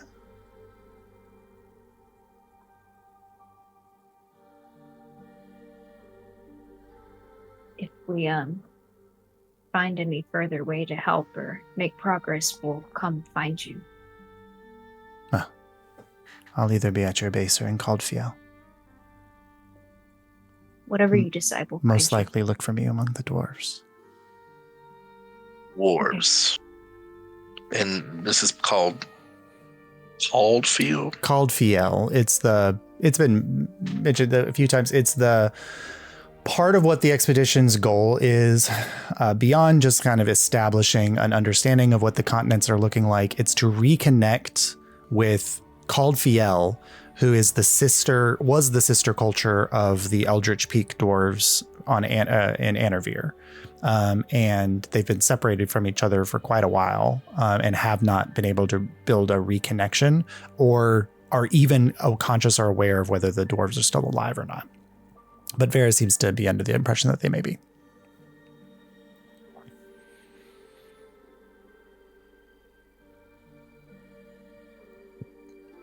I feel that my presence perhaps has brought down the moon.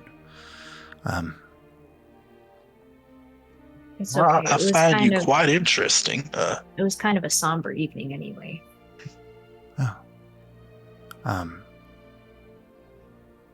You looked so happy earlier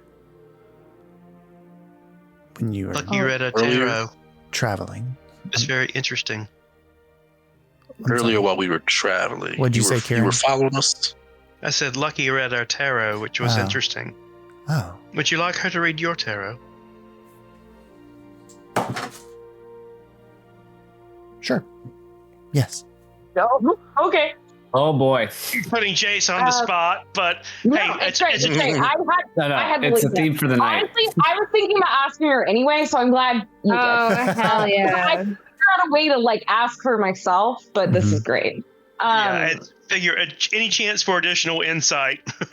Yeah. The future. Yeah, I wasn't gonna do her past or present. I wasn't gonna roast her like that. Okay.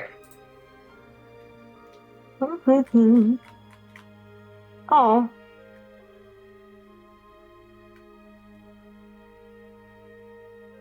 Okay. This card has what looks like a manticore on it, but it's being stroked by a woman in a simple dress. This is the strength card. Mm-hmm. Yeah. And so I tell her that this card is reminding her that true strength is not always in physical or magical or even mental means. It can be in just simple resilience. And it would tell her that she has more difficulties ahead of her. But with patience and understanding, she has the means to go through them the way that she's done before. And that there will be an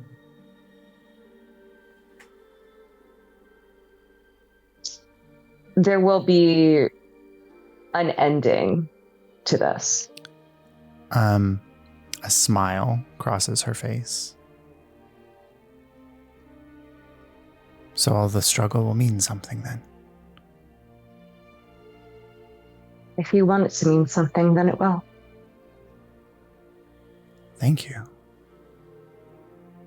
Of course. It was very nice meeting you, Theta. She kind of shakes her head for a second. Her eyes seem to clear or cloud a little less. No, I think this was just the stop and connection that I needed.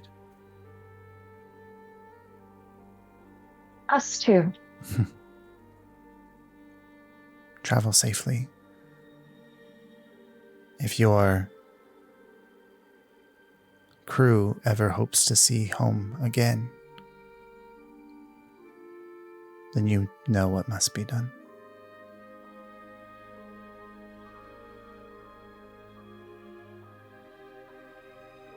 Oh, what now? You have to stop the opal. Stop the opal. Okay. She kind of stands up and gathers her things. I hope we see each other again. That will mean that you were successful. She kind of nods at your direction, Lucky. And then she kind of looks at Ravik and Andalus and Kieran and Bonnie.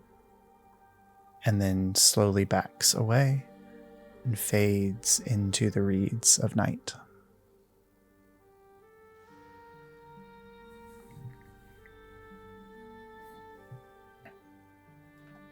And is gone. I think I'll be able to sleep for the rest of the night. That's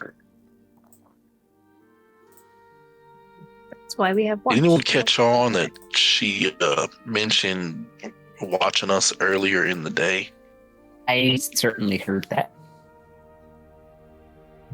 It would make sense if you were trying to find out if we were good or not. Didn't you say that you saw footprints leading from the well? Yeah, we did. It's certainly possible, but she said she was part of the expedition. Right, I don't think she came from the Feywild. I think someone from the Feywild tried to teleport, like Theta said, didn't work well for them, and that was the circle of fire until they found a means to get around it. Well, what I was wondering is, just on the off chance, check her fresh boot marks here to compare them against what you saw there. Because her if her boots were brain pretty was beat up. That's what in my her boots were like, they were like wrapped with cloth and stuff. Mm-hmm. So I can compare them, but I think that would in my brain. Well, was it's like, wondering if the brain addled is from having been in the Feywild for a while. Yeah, maybe stumbled into the Feywild. If you'd like to, you can make an investigation check. Okay. How long ago would the previous expedition have been? 3. Lost? How long So was that? I think in the original thing I said it was 3 years, and that only one person returned, and their brain was kind of shattered. But they did have like journals and things that were brought back with them, so people had a general understanding of like what happened during their expedition. You guys would have learned this, but Verithatus, it was a 3-person expedition. It was very small. It was a small ship. Verithatus, Eric Barron, and the one who returned was named. I didn't put it in this lore document. I put it in another one. Oh, it was Thomas O'Malley, the alley cat. But they were, but yeah, so there was a 3-person expedition, and Vera, according to Thomas, both Eric and Vera were dead. And so like, or assumed that they were dead or something. It was difficult to tell with his brain. What was your investigation check? I got an 18. It's hard to match footprints, but they do like look similar in size and shape. Without the other footprint here in front of you, it'd be hard to match. But they're not so dramatically dissimilar that you wouldn't say that maybe they could be the same. Okay. It's a possibility, but a lot of things are possible. It's hard to say for sure. And from what we know about the Feywild, usually there's a bit of a time dilation. not always, but fairly often. And Vera did say that it's been 3 years, which would be the right timeline. There are many anomalies in this valley, not just the Feywild. I mean, we're not ruling it out, but we can't say definitely that that's what's happening. And the rumor is, from what was explained to me, is that time is different in the Feywild, but it can go in any direction. So you could theoretically come out at the same time, or in the distant future or the distant past. Mm-hmm. It's all possible. I think we need to see if we can get more information about this Opal character. That's the protector of Highwall and keeper of those who want to teleport from teleporting. Can you? Do we have any other way of reaching back out to camp too? You have the Sinning Stone. Mm-hmm. Yep. But they're one-time use, right? It's 3 uses. Mm-hmm. Okay, can you send to them and tell them not to use any kind of teleportation magic? I'm worried one of them will. That's a good idea. If you would like to hold for a second, you don't need to about Weller or Shara. The two of the major magic users are not high enough level to have teleportation. Okay. The question would be, are there any scrolls of teleportation that were brought with the expedition? And so then that would kind of determine, like, you don't need to reach out to Weller or Shara, but you would probably want to connect with whoever you think the keeper of the scrolls would be, which would be probably Remy or yeah. And also throw in they met survivor of first expedition, maybe visiting, maybe going to dwarves instead. Whatever you do, don't teleport. Okay. So you send the message, Remy, in the middle of the night. It's good to see that you are all still alive. I forgot it was the middle of the night. I will pass on to not use any scrolls of teleportation. Thomas said Vera died. It's good to know she's still out there, I suppose. And he runs out of 25 words. Probably also like, is everything okay? How did you learn this knowledge at midnight? Yeah. Well, we can't respond. He knows how sending works, so yeah. He can't respond. Why would he ask a question back? Do we, like, are we, when who survived? It wasn't Thomas O'Malley? Thomas O'Malley, the alley cat survived. Okay. Yeah. Mm-hmm. Thomas O'Malley, the alley cat, did he have, like, are we all, is everything we've heard about, like, what he said secondhand, or were there, like, firsthand accounts that, like, we would have read at some point? Yeah, they probably would have shared details of the first expedition based on Thomas's journal. Okay. And can I do you can make a history check? Yeah, absolutely. Mm-hmm. Back to your training days, potentially up to a year ago. Did he talk about how the other two died? Did he ever get into that? Yeah, go ahead and make a history check. Yeah, that's a good question. Would you like guidance? I give you guidance. Yes, please. I give you guidance. Thank you.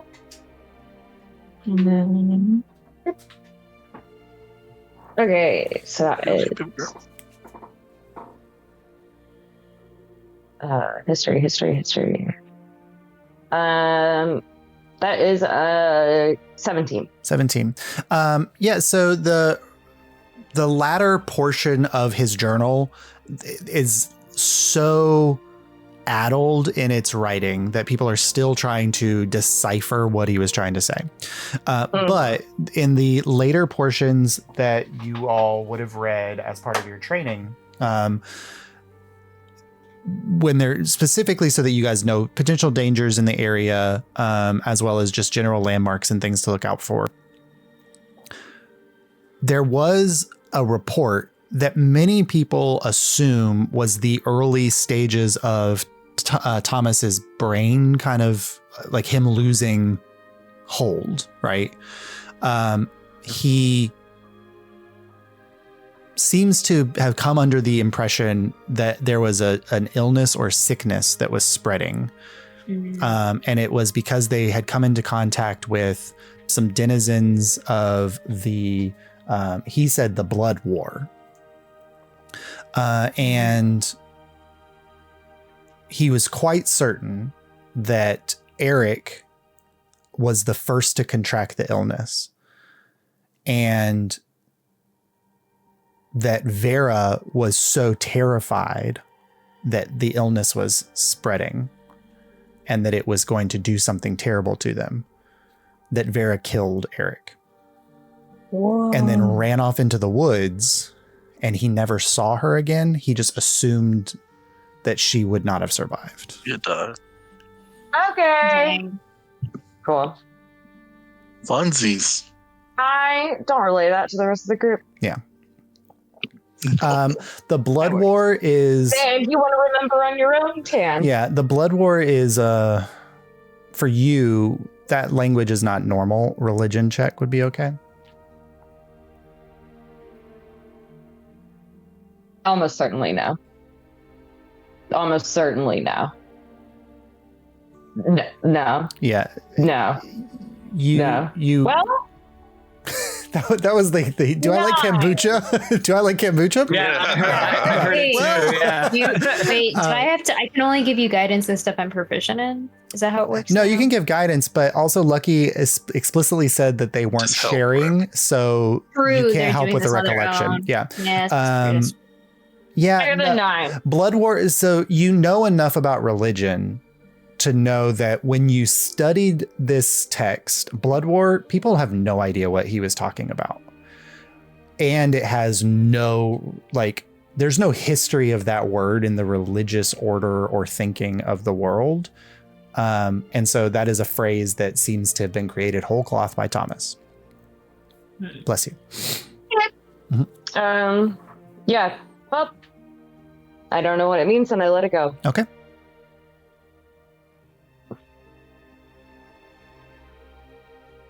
All right. This is going to be in the lore recap, right? 'Cause Is it going to be in the lore recap? Mm. I'll put it in the lore recap in the Discord. And that's what you missed on Glee. All right. An unsettled mid night capturing of your time. You all can settle back down for the last 4 hours or so of your rest. Bonnie has the last watch. Bonnie has last watch. Go ahead and make a perception I'll check. take the one before that. Kieran, make a perception check for that watch, and then Bonnie, make a perception check for the last one. 11 for the final watch. Cocked.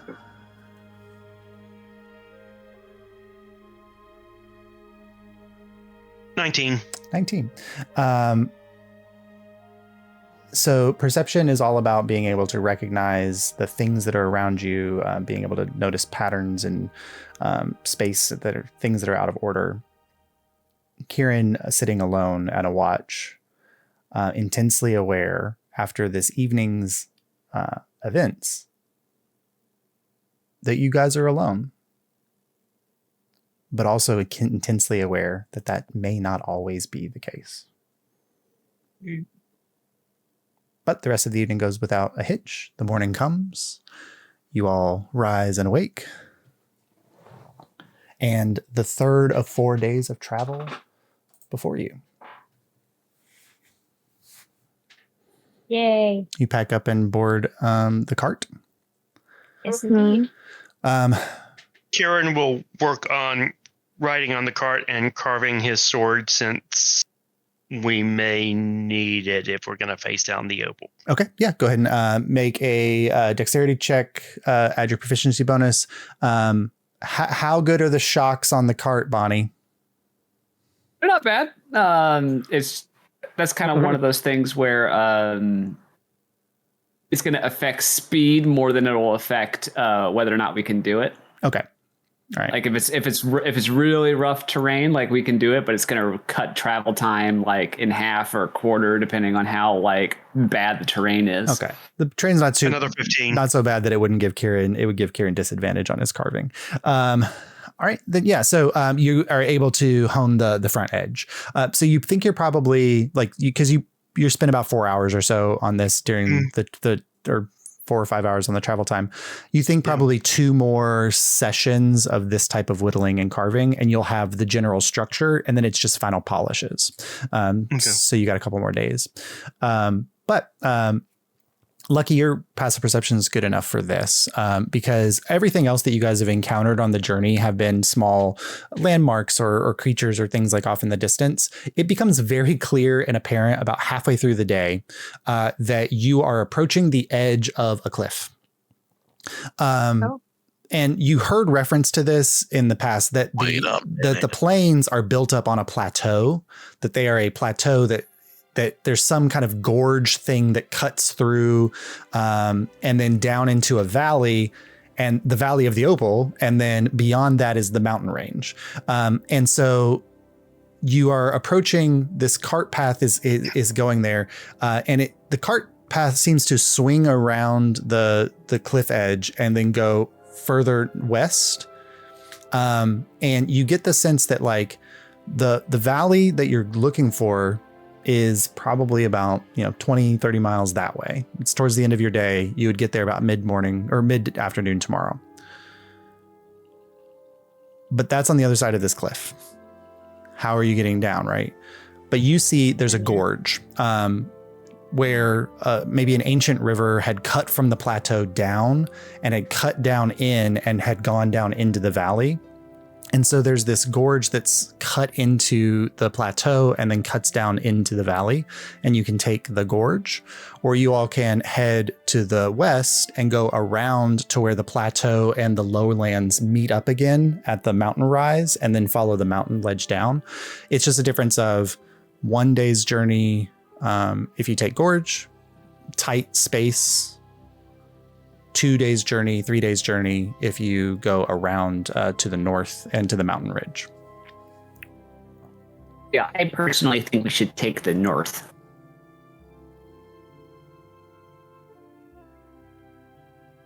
I'd rather go faster, but I'll go with whatever we think is best.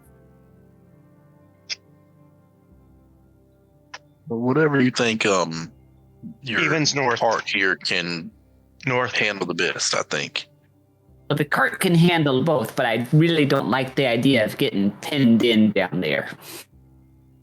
Cart could fit, but maybe not turn around if we needed it to. You guys can get closer to the gorge to have a better view of it if you like. This is just Lucky seeing it from a distance. So as you kind of let's check it out. You spend another hour or so traveling up to the edge, and you can see like it's like an ancient riverbed. The river was probably half a mile wide, and then it dove down into the ground. It was eating the ground away, and then formed this gorge. It is probably, it drops you down about 2,000 feet or so. It's pretty deep down in, and then you get this. It's probably 100 yards, 200 yards wide at the base, like 600 feet. And it has offshoots that go out kind of like where the river tried to eat into rock and couldn't and found a better path. But it's not like tight. Yeah.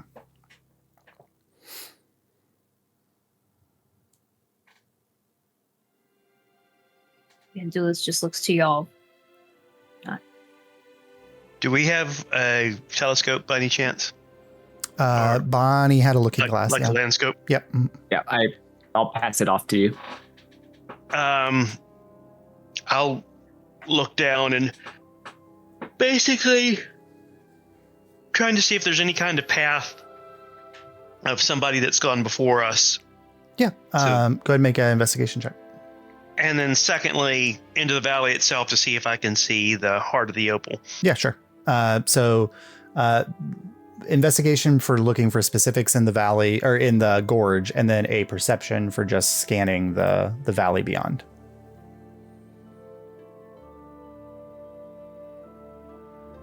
Okay, perception is a 15. Okay. And the one for scanning is investigation is 17, 18, 19, 20, 24. 24. So yeah, it is. You can see cart tracks. You can see that people have gone down into the valley. There's like scattered remains. Like there looks like maybe a few people have lost things along the way as far as you can see down into the gorge. Like there does look like it's slightly a bumpy ride, and maybe a cart that's not well put together lost a wheel or something like that along the way. There's evidence of that. But you don't see any evidence of damage, but you do see that people have traveled down that path. The main path does go the other way. The valley beyond, where the mountains curve around and form this like crescent shape around, and there's two taller peaks at the front, and then it curves around in this very like super crescent shape, is wild, overgrown jungle. No sign of buildings, structures, towers, anything.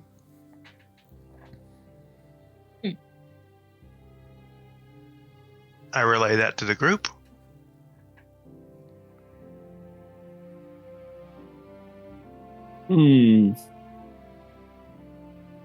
Well, maybe we could.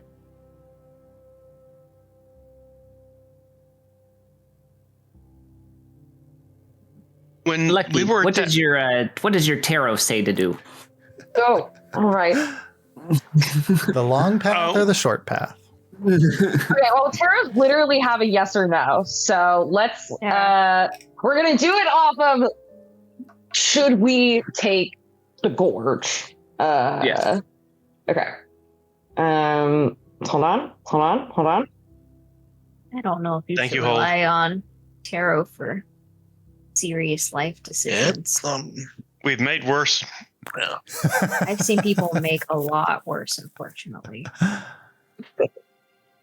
With the ambulance side, but Okay. this is where we find ourselves. So Pulling for that. Yes! Good news! Page of Pentacles! Financial opportunities! Good news! Well, that's all the endorsement I need. Let's take the gorge. With the gorge, I'm all for financial gain. It's our accidental heroes using tarot. I love it. That he's like, yeah. That's so cute. It's hard to tell with the switchbacks and things in the gorge exactly how long it would take, but you assume that you could probably make it through the gorge by the end of the day. So probably take 4 or 5 hours, and then you would have the valley beyond, and you get the sense, it's hard to tell with distances, but you get the sense that from this height and how far you're able to see, that the valley beyond is probably 20 miles. So you would get there in the afternoon. So you guys head down into the gorge. If you want to make perception checks, you can, Ravik, as you walk. It would probably be easier to not ride in the cart, just in the sense of how bumpy it is and how careful Bonnie needs to pilot the cart. Thankfully, Bonnie, you don't need the kite for this part. You just need a careful hand on the brake. Yeah, I was going to say at a certain point, she'd probably reel the kite in, actually. Yeah, and most of the gorge looks to be on a downward grade. So you think like being able to kind of steer the cart and keep it from going too fast. That's probably how people lost wheels. They just let the cart go and there was no runoff ramp, and so you're heading down there. Anybody? What check would Bonnie be making to do, like, to keep this thing good? Dexterity checks. I am going to use enhanceability on Bonnie for dexterity. So you have advantage on all ability checks using that chosen ability for the first hour. Okay. The first hour. Yes. That's fantastic. All right. So Bonnie, Nice. then with that in mind, go ahead and make a dexterity check with advantage. This is making sure that you can pilot it and work the controls to keep it from hitting rocks or there are trees within the gorge and things. So like to hitting any of the structures that you're carefully dodging out of the way. Okay. I should say Bonnie is taking this slow. It's not like they're on the clock or anything like that. Fast. No, you're riding the brake enough. People can walk alongside, but this is just making sure that you're not slamming into anything. Mm-hmm. All right, we're re-rolling that one. Damn. 11. Okay, I mean that's fair enough in the first hour of making it down through. You get to an area where the grade isn't quite as steep. You're probably halfway down the height of the plateau, and it starts to level out slightly and carry through enough to keep you rolling, but not out of control. And this is the first place where there are offshoots in the cavern that go multiple different, or the gorge that go multiple different directions. Did anybody roll perception for your journey? Ravik. I'm concentrating on this stuff, so I would not be. Yeah, Ravik. I rolled a 16 on the dice plus 3 is a 19. Cool. It is probably in the second hour as you are deeper down in the gorge. And now the gorge, like you can tell that like 2,000 feet might have been an understatement of how high you think these walls are going to go before it hits the edge of the cliff face. Because you guys had to you saw the edge of the cliff, the gorge started further back. And so you've been traveling, kind of switching back down through the plateau face. And eventually you'll get to the edge. But the walls are 1,000 feet right now on either side of you. Probably, it's still 700 feet wide or so, but 1,000 feet of rock heading up, striated and the beautiful coloration on the rocks. And you're watching all this, Ravik. And it's probably the second hour, maybe the third hour, where it's not so much that you hear it, you see it. Loose scree of stone on the floor of the gorge. And then you hear it thundering. And it is fast approaching. And that's where we'll pick up next week. No, not the reverse Lion King. Reverse Lion King. No. The reverse Lion King. Because if it's the Leonins, then it's reverse Lion King. It's reverse Lion King. Oh, no. What? I didn't drop a reference to giant buffalo in the last day for nothing. Oh my god. Whoa. But we helped them. Sure. Yeah. We helped them. Buffalo are friends. It's okay. Tonka. Buffalo gals, won't you come out? It's what's after the buffaloes, perhaps. Yeah. That's true. Yeah. All right. But wow. we can't lose this card. So much lovely tarot this evening. So much lovely tarot. That's, I think, that's our new party name, the Tarot Readers. Tarot readers. Oh, something tarot related. Something tarot would be great. We I feel like think about that. finding a good card. I should find really a good card for a Hierophant. Yeah. Yeah. I normally say like, hey, at the end of a session, you guys can choose who should get inspiration from the session. I don't think many of you have used your inspiration anyway. But I think for Lucky's reading of tarot for everybody, then tarot that'll restore restore your inspiration that I know you used like last session, I think, Lucky. Yeah, I used it on something dumb. I don't remember what it was. It was my performance check because I didn't want to look like an idiot. There you go. Yeah, so you get your inspiration back. Yep. And also we're 5 party members, so something with the pentacle might be cool. That's true. Mm-hmm. That's true. Very, very much to consider. Lots of things to consider. The Knights of Cups. The Knights of Cups. The Knights of Cups. Yeah. I don't know, man. I use this really shitty website that's got a lot of ads on it, but it just keeps coming through for me. Mm-hmm. So I just gotta keep with that website, man. Yeah, that was wild. I was gonna say we could buy you a deck, but you're drawing great with that website. Is the thing. I have a deck, but I know that if I start I don't like using a physical deck when I don't have people here with me. Yeah. Because it just feels like I'm pulling it. And then also, I just know that at some point I would drop them and they go everywhere. Yeah. So that's really the big one. But yeah. Know your limitations. We play game online, we pull tarot online, you know? There you go. And like you said, it's proved right so far. So it yeah, I was really curious to see what it would do for y'all. And I feel like every time I'm like, oh, I mean, I don't know a ton about your character, but this feels like something. feels like it might be a little right. Every single one was pretty good. Kieran's in particular was like, yeah, geez. Knight of Pentacles. That was wild. Uh-huh. Yeah, so cool. What is a Knight of? I have a little tarot book right here, actually. I'm like, I didn't even think about Bonnie's being on horseback at all until you brought that up. And I was like, oh, yeah. Because I was just like, oh, true love. Adorable. I love it. Anyone else who would have gotten that, like, to my knowledge, it would have been like, okay. Like, but for you, I was like, yeah, of course. Yeah. It works.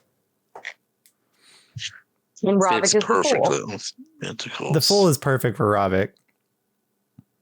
That's someone very heavy. And strength Oh, yeah, for Tara was really sweet. Strength for Vera is